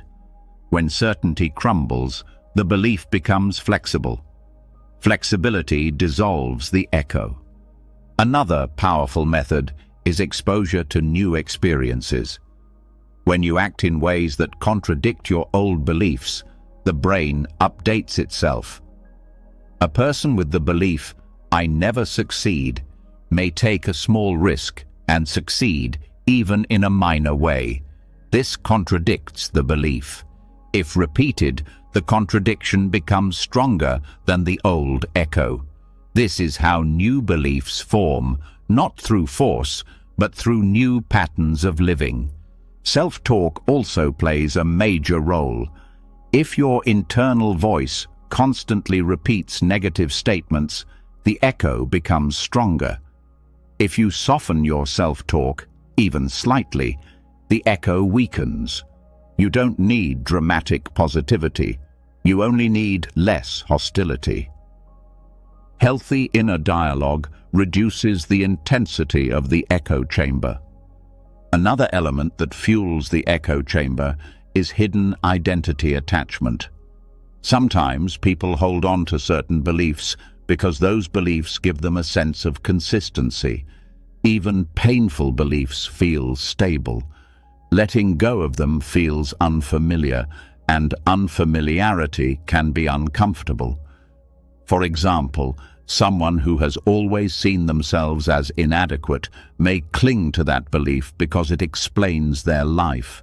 Without it, they would need a new identity, which feels frightening. Awareness helps you see these hidden attachments. Once you see that you are clinging to a belief because it feels familiar, not because it is true, you can begin releasing the attachment. Breaking the echo chamber also requires recognizing the mind's tendency to generalize. The mind often takes a single painful event and generalizes it into a universal truth. "This person hurt me" becomes "people always hurt me." "I failed once" becomes "I always fail." Generalization is the engine of the echo chamber. Awareness is the brake. Another important part of loosening the echo chamber is learning to separate emotion from fact. Emotions are temporary. Facts are consistent. The echo chamber confuses the two. When you feel something strongly, it feels true, even when it isn't. Training yourself to recognize this difference weakens the belief. The mind's echo chamber also shapes your behavior. Beliefs guide action. If you believe you are incapable, you won't try. If you believe the world is hostile, you will withdraw. If you believe you are unlovable, you will avoid connection. These behaviors then reinforce the belief. It becomes a self-fulfilling cycle. Breaking the cycle requires changing the behavior, not the thought. When your actions contradict the belief, the mind must adjust. Consistent contradiction dissolves the echo. The echo chamber can also be challenged through grounding techniques. When the mind is absorbed in the echo, grounding brings you back to reality. The body's presence interrupts the thought loop. You reconnect to the moment, and in the moment, the echo loses power. One of the most important ways to dismantle the echo chamber is through silence. Silence reduces mental noise. Silence quiets the repetition. Silence exposes the gap between thoughts. Silence shows you the spaciousness beneath the echo. When the echo has no sound to bounce against, it weakens naturally. Over time, as you dissolve repeated thoughts, new clarity emerges. You begin to see your true beliefs, not the ones inherited from fear, habit, or trauma, but the ones rooted in awareness. You begin to form a new relationship with yourself. You begin to trust yourself. You begin to question old narratives. You begin to create a healthier inner world. The echo chamber becomes less convincing. Thoughts lose their authority. beliefs become flexible. Your inner space opens. You become capable of experiencing life without the constant distortion of repeated mental noise. And now that you understand how thoughts transform into unquestioned beliefs, you are ready to continue into the next teaching. Why the mind often chooses familiar suffering over unfamiliar peace, and how to break that invisible addiction. Before moving into the next teaching, something essential becomes clear from the last lesson. You now understand how repeated inner dialogue becomes belief, how echoes turn into identity, and how unquestioned thoughts slowly shape the way you see yourself and the world. But once you see this process clearly, another realization rises almost painfully. Even when you finally recognize a thought as harmful, even when you know it is an old echo, even when you want to let it go, part of you still clings to it. You hold on to the very thoughts that hurt you. You revisit the same worries. You replay the same memories. You cycle through the same self-criticisms. You return to the same fears. And this raises one of the deepest questions in human psychology and Buddhist thought. Why does the mind cling to what causes suffering? Why does familiarity feel safer than freedom? Why does pain feel more comfortable than peace? This next teaching takes you into the heart of that mystery, thought addiction. What follows is a full exploration of why the mind prefers familiar suffering over peaceful uncertainty, and how neurological conditioning, emotional habits, and karmic momentum create an internal pull toward the very thoughts you want to escape. The mind has an intense preference for what it already knows. This preference is so strong that it will choose familiar discomfort over unfamiliar peace. To the mind, familiarity equals safety, not happiness, not clarity, not truth. Safety. And safety, according to the primitive brain, means predictability. Your mind is wired for survival, not joy. Its first priority is to keep you alive, not to keep you fulfilled. This wiring explains why the brain clings to old patterns even when they cause pain. Old patterns are known. Known patterns feel predictable. Predictability feels safe. So the brain insists on revisiting the same thoughts, the same worries, and the same fears, because they follow a script the mind has already rehearsed. This creates thought addiction, the compulsive return to familiar mental states, even when they harm you. Addiction does not always involve pleasure. Most addictions involve relief. Relief from uncertainty. Relief from unpredictability. Relief from emotional exposure. Painful thoughts offer exactly that. They are predictable. They follow a known storyline. They require no emotional risk. They give the illusion of control.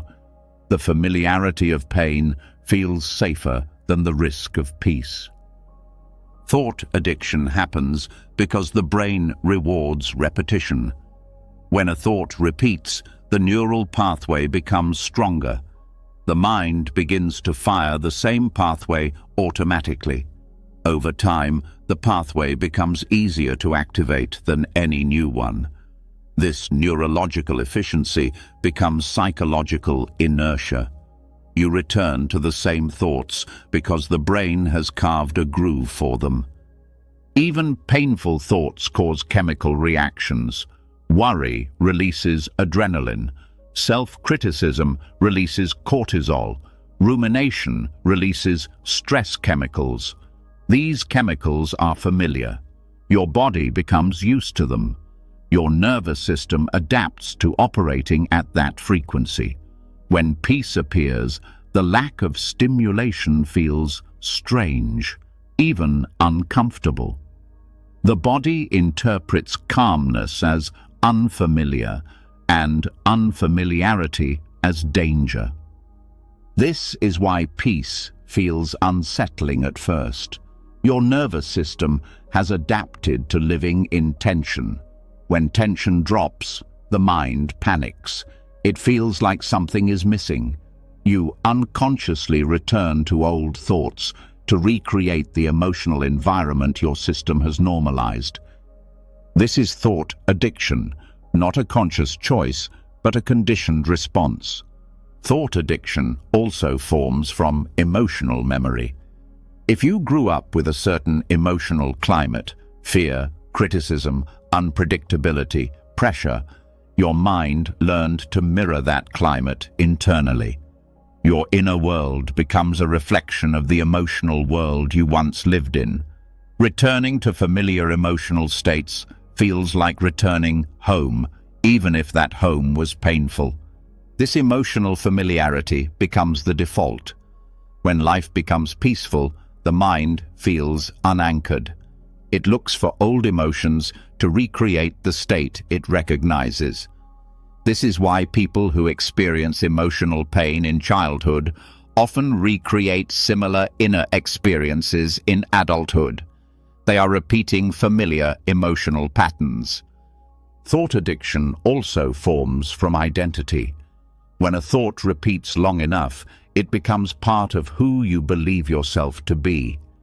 If you identify as someone who worries, you unconsciously maintain worry. If you identify as someone who is unworthy, you return to thoughts of inadequacy. If you identify as someone who is always on guard, you repeat thoughts of danger. Letting go of the thought means letting go of the identity that was built around it. And identity, even painful identity, feels stable. The unknown identity feels threatening. So the mind clings to the old thought to preserve the self it knows. The ego also plays a major role. The ego is not the villain. It is simply the part of the mind that needs consistency. Ego fears change. Ego fears instability. Ego fears uncertainty. It uses thoughts, especially familiar thoughts, to anchor itself. Even thoughts that cause suffering make the ego feel grounded. New thoughts threaten the ego's stability. Thought addiction also forms from karmic momentum. Your thoughts from the past shape your tendencies in the present. Tendencies shape reactions. Reactions shape habits. Habits shape identity. Identity shapes future thoughts. This cycle creates a karmic loop, an internal current that carries you back to the same mental states again and again. The more times you think a painful thought, the more natural it feels. The more natural it feels, the more the karmic loop strengthens. The mind becomes addicted to its own patterns. Thought addiction also emerges because certain thoughts give you a sense of certainty. Even negative certainty feels grounding. The mind hates uncertainty because uncertainty means vulnerability. Uncertainty means possibility. Possibility means change, and change means letting go of control. Painful thoughts eliminate uncertainty by offering familiar narratives. I know how this ends. I know what to expect. This is the paradox. Painful thoughts feel safer than lack of clarity. Another reason the mind clings to painful thoughts is emotional avoidance. Many painful thoughts serve as distraction. Worry distracts you from deeper grief. Anger distracts you from sadness. Overthinking distracts you from feeling vulnerable. The mind returns to these thoughts because they shield you from emotional exposure. The thought is not the addiction. The avoidance is. Thought addiction also forms from social conditioning. If you grew up around people who worried, complained, criticized themselves, or saw the world through fear, your mind absorbed those patterns. You learned them by proximity. They became part of your mental framework. They became familiar, and familiar patterns feel true. Thought addiction also reflects perfectionism. Perfectionists often overthink because they believe thinking more will protect them from failure, embarrassment, or criticism. This creates a loop. Overthinking gives an illusion of preparedness, which reinforces the habit. The mind becomes addicted to analysis, not because it helps, but because it feels responsible. Another layer of thought addiction is emotional intensity. Emotional intensity, even negative intensity, creates stimulation. Stimulation is addictive. The nervous system becomes accustomed to high emotional charge. Peace feels empty by comparison. People often confuse peace with boredom, calmness with emptiness, and stability with emotional dullness. This misinterpretation causes them to return to dramatic thoughts. Thought addiction can also be tied to unprocessed trauma. Trauma creates hypervigilance, an internal need to anticipate threats. The mind becomes addicted to scanning for danger, replaying memories, or imagining worst-case scenarios. This is the mind trying to protect you. The thought is a symptom, not the cause.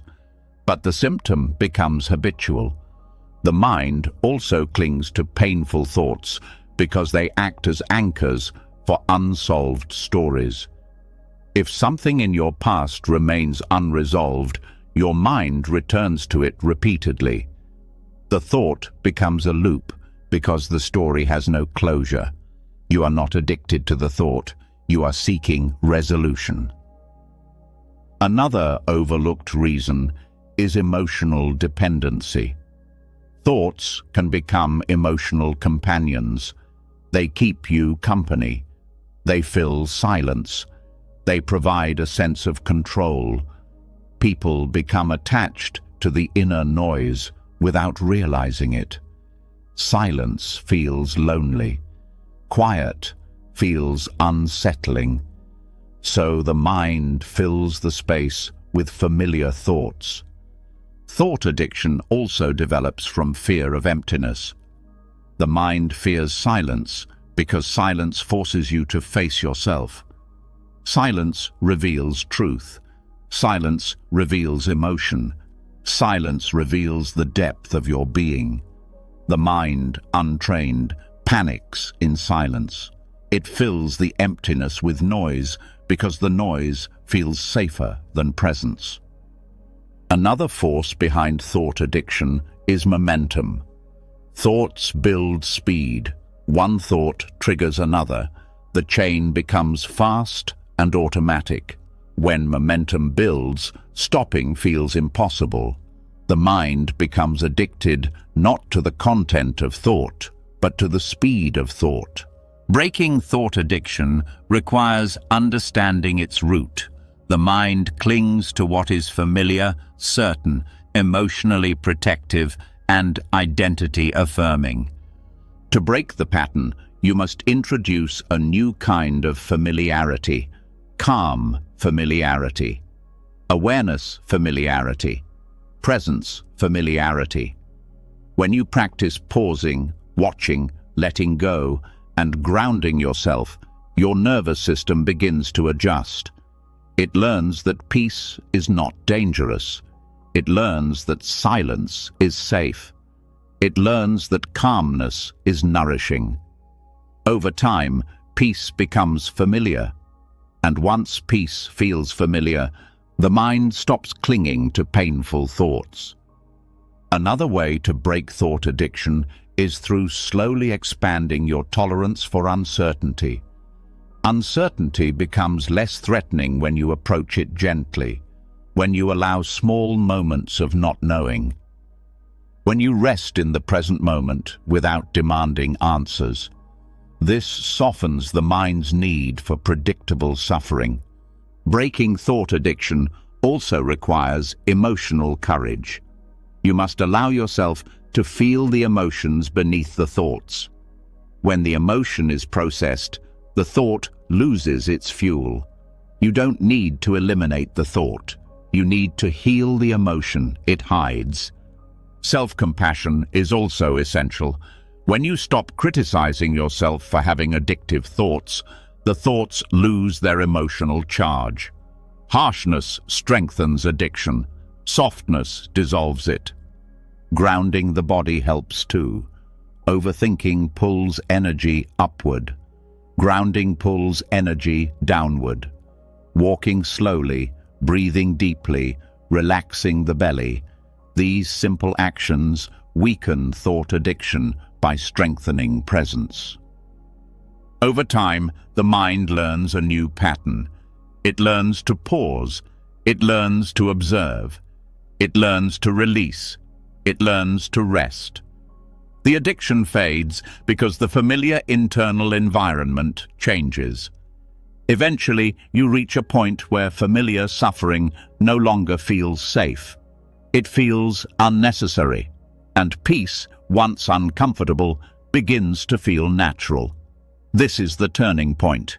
This is where inner freedom begins.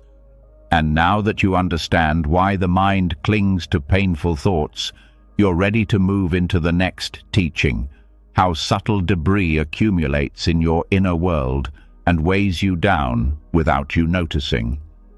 Before moving into the next teaching, the last lesson leaves you with a powerful revelation. The mind doesn't cling to painful thoughts because it wants to suffer. It clings because those thoughts feel familiar, predictable, and strangely safe. But once you begin to loosen that grip, once you begin to see through the addiction to old mental patterns, another realization quietly emerges.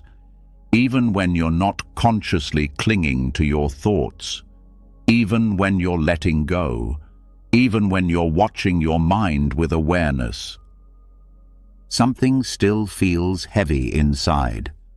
A weight that doesn't match the thoughts you're aware of. A tension you can't fully explain. A dullness or fog that appears even on calm days. A pressure in the chest, a tiredness in the mind, a sense of carrying too much, even when you can't point to anything specific. This is the moment you begin to sense a deeper truth. You are not only influenced by the thoughts you notice, you are also weighed down by the thoughts you don't notice. This next teaching reveals a part of the mind most people never explore, the mental debris that builds up quietly, subtly, invisibly, from the hundreds of micro-interactions and micro-thoughts you experience every single day. This debris accumulates without your awareness, shaping your mood, draining your energy, and clouding your clarity. It's time to begin the invisible house cleaning. What follows is an extensive exploration of the subtle residues that collect inside the mind and how they silently affect your inner world. Mental debris is the accumulation of tiny impressions left behind by thoughts, interactions, emotions, and external stimuli. These impressions are so small that you don't recognize them individually, but over time they pile up, creating a sense of heaviness, tension, or mental clutter that you can't explain logically.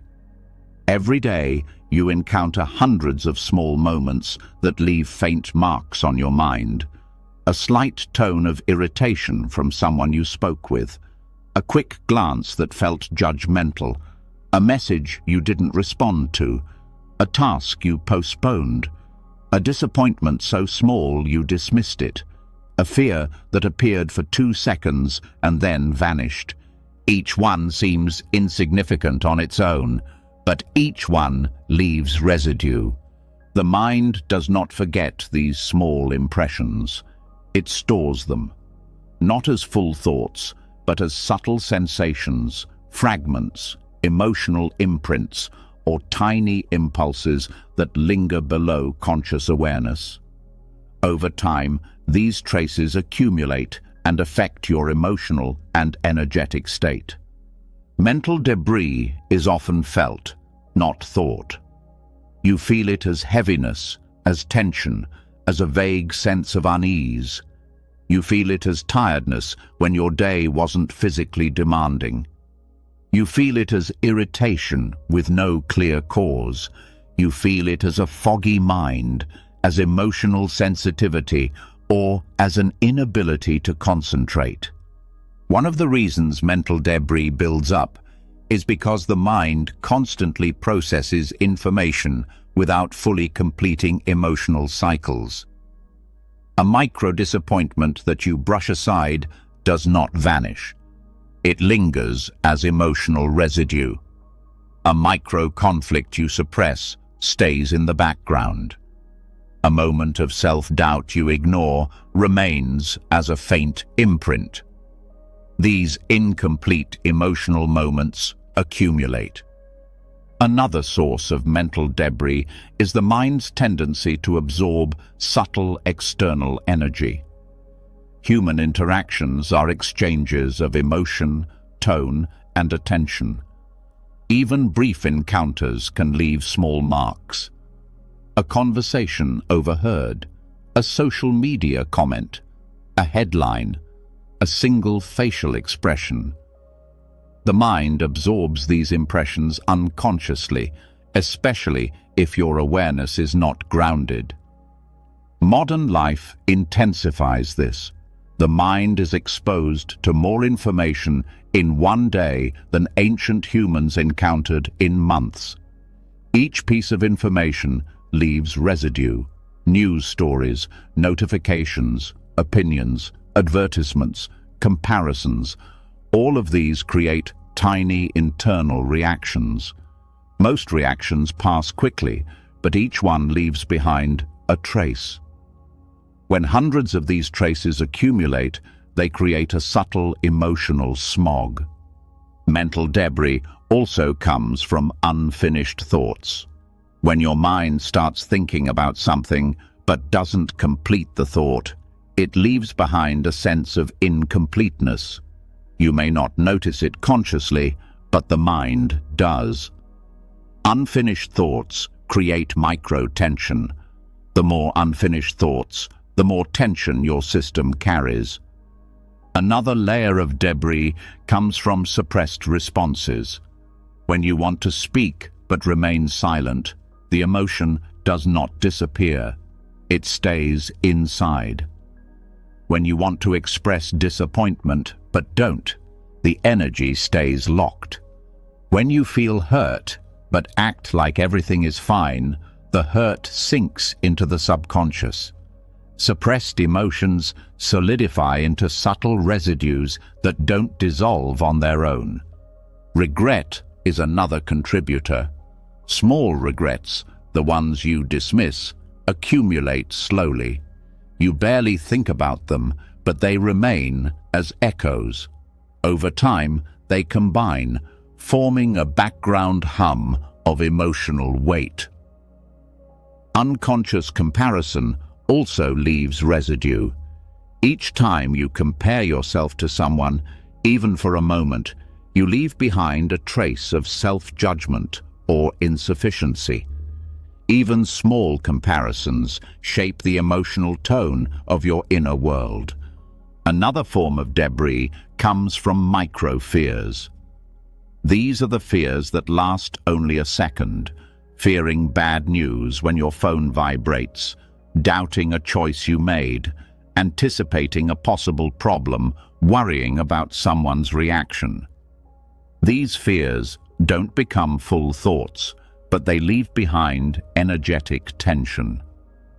Mental debris also comes from emotional mirroring. You absorb the emotional states of people around you, even briefly. A stressed coworker, an irritated family member, a tense stranger. Your body registers these states. When you don't process them consciously, they become residues. The environment contributes as well. Noise, crowds, clutter, bright screens. These external stimuli put pressure on the nervous system. Each stimulation leaves a subtle imprint. When the environment is overwhelming, the mind accumulates debris, even if the thoughts themselves are not intense. Much of this debris accumulates because you rarely give your mind enough space to release it. You move from one thought to another without pause. You jump from task to task without rest. You scroll, listen, respond, and react continually.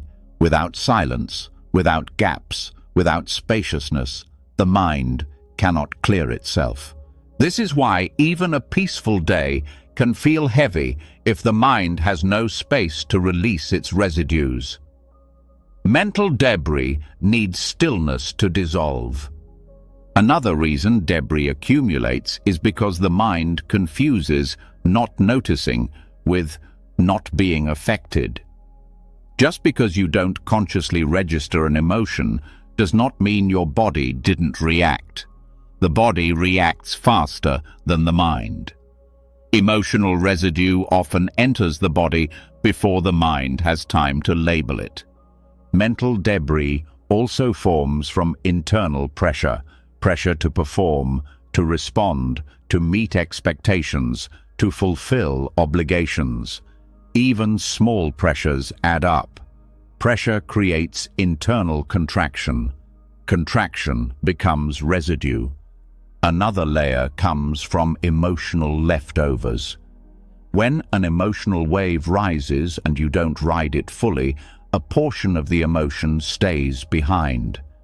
This leftover emotion hides beneath your awareness and joins the debris.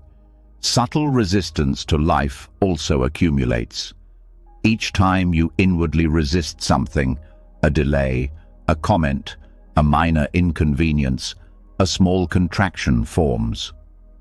One contraction is harmless, but dozens each day create heaviness. This is another form of debris. Mental debris also forms from thoughts that are not aligned with your values. When you act or speak in ways that conflict with your deeper self, the dissonance leaves residue. Even if the conflict is small, the emotional impact stays. The accumulation of debris influences mood dramatically. When debris builds up, your mood becomes unpredictable. You become reactive to things that wouldn't normally bother you. Small inconveniences feel heavy. Neutral moments feel irritating. You sense something is off, but you can't identify why. It also influences decision-making. When the mind is cluttered, clarity becomes difficult. You hesitate more. You doubt more. You overthink small choices. The debris clouds your intuition. Relationships are affected as well. When your inner space is crowded with residues, you have less emotional availability. You listen with half your attention. You respond with less patience. You feel drained before the conversation even begins. Another impact is decreased creativity. Creativity requires spaciousness. When the mind is cluttered with small residues, it becomes harder to access inspiration. The inner world feels too loud for subtle ideas to emerge. Mental debris also makes silence uncomfortable. Silence brings the residues into awareness. This is why many people avoid stillness. They mistake the discomfort of debris rising for the discomfort of silence itself. But silence is not the enemy. Silence is the broom that reveals what needs clearing. Cleaning mental debris requires awareness. not of big thoughts, but of tiny sensations. You begin noticing the micro-tensions, the jaw tightening, the chest contracting, the shoulders lifting, the breath shortening. These are signs that residue is present. One effective method of clearing debris is micro-relaxation. The moment you notice tension, you soften. You let the breath deepen. You allow the shoulders to drop. This small release cleans tiny pieces of debris each time. Another method is emotional acknowledgement. When a small emotion arises, acknowledge it without dismissing it. A 2-second acknowledgement prevents residue from forming. There is irritation. There is sadness. There is pressure. Naming it releases it. Pausing helps too. When you create brief moments of stillness throughout the day, you give your mind time to digest its experiences. Even a 5-second pause helps dissolve residue that would otherwise accumulate. Grounding practices also clear debris. Feeling your feet, focusing on your breath, relaxing your belly. These anchor you in the present and allow stored impressions to release. Reflection at the end of the day also helps. By spending even 1 minute noticing what left a mark on you, you allow residues to dissolve rather than sink deeper. Another powerful cleanser is compassionate self-talk. When you speak gently to yourself, emotional residue softens. Harshness traps debris. Kindness dissolves it. The most effective cleaning happens when you combine awareness with softness. Awareness identifies the residue. Softness releases it. Harshness adds more residue. Gentleness clears it. Over time, as you practice invisible house cleaning, your inner world becomes lighter. You wake up with more clarity. You feel less weighed down. Your mind becomes quieter without effort. The body feels more open. Emotions become easier to navigate. Reactions become slower and softer. This invisible cleaning reveals something extraordinary. Your clarity was never gone. It was buried under layers of subtle residue. Your peace was never lost. It was covered by micro-impressions. Your vitality was never broken. It was simply suffocating under debris. You've now walked through some of the deepest layers of the mind.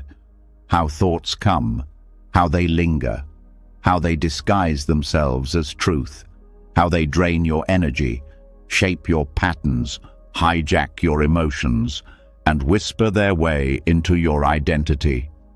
And through each lesson, one truth has become clearer and clearer. Your thoughts were never meant to live inside you. They arrive like visitors, loud ones, quiet ones, old ones, new ones, gentle ones, painful ones. Some knock politely, some break in, some return because you invited them without realizing. Some stay because you never asked them to leave. But none of them are you. None of them define your worth. None of them deserve to be permanent. Across these teachings, you learned how to pause, how to watch, how to breathe, how to release, how to clear the residue, how to see habits, how to break loops, and how to reclaim the energy your mind has been draining for years. You discovered that awareness is your doorway, that silence is your strength, that letting go is your power, and that you, not your thoughts, are the one who decides who stays. And now you stand in the truth Buddhism has always tried to show us. You are the home, not the visitors. You are the space, not the stories. You are the sky, not the weather. And the moment you remember this, your mind becomes a place you can finally live in peacefully.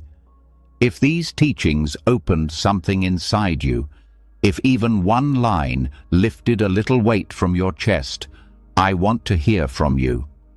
Comment below with the phrase, "I choose my visitors."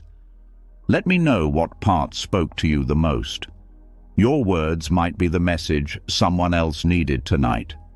And if you want more videos that slow down your mind, deepen your understanding, and help you master your inner world one step at a time, make sure you subscribe and turn on notifications.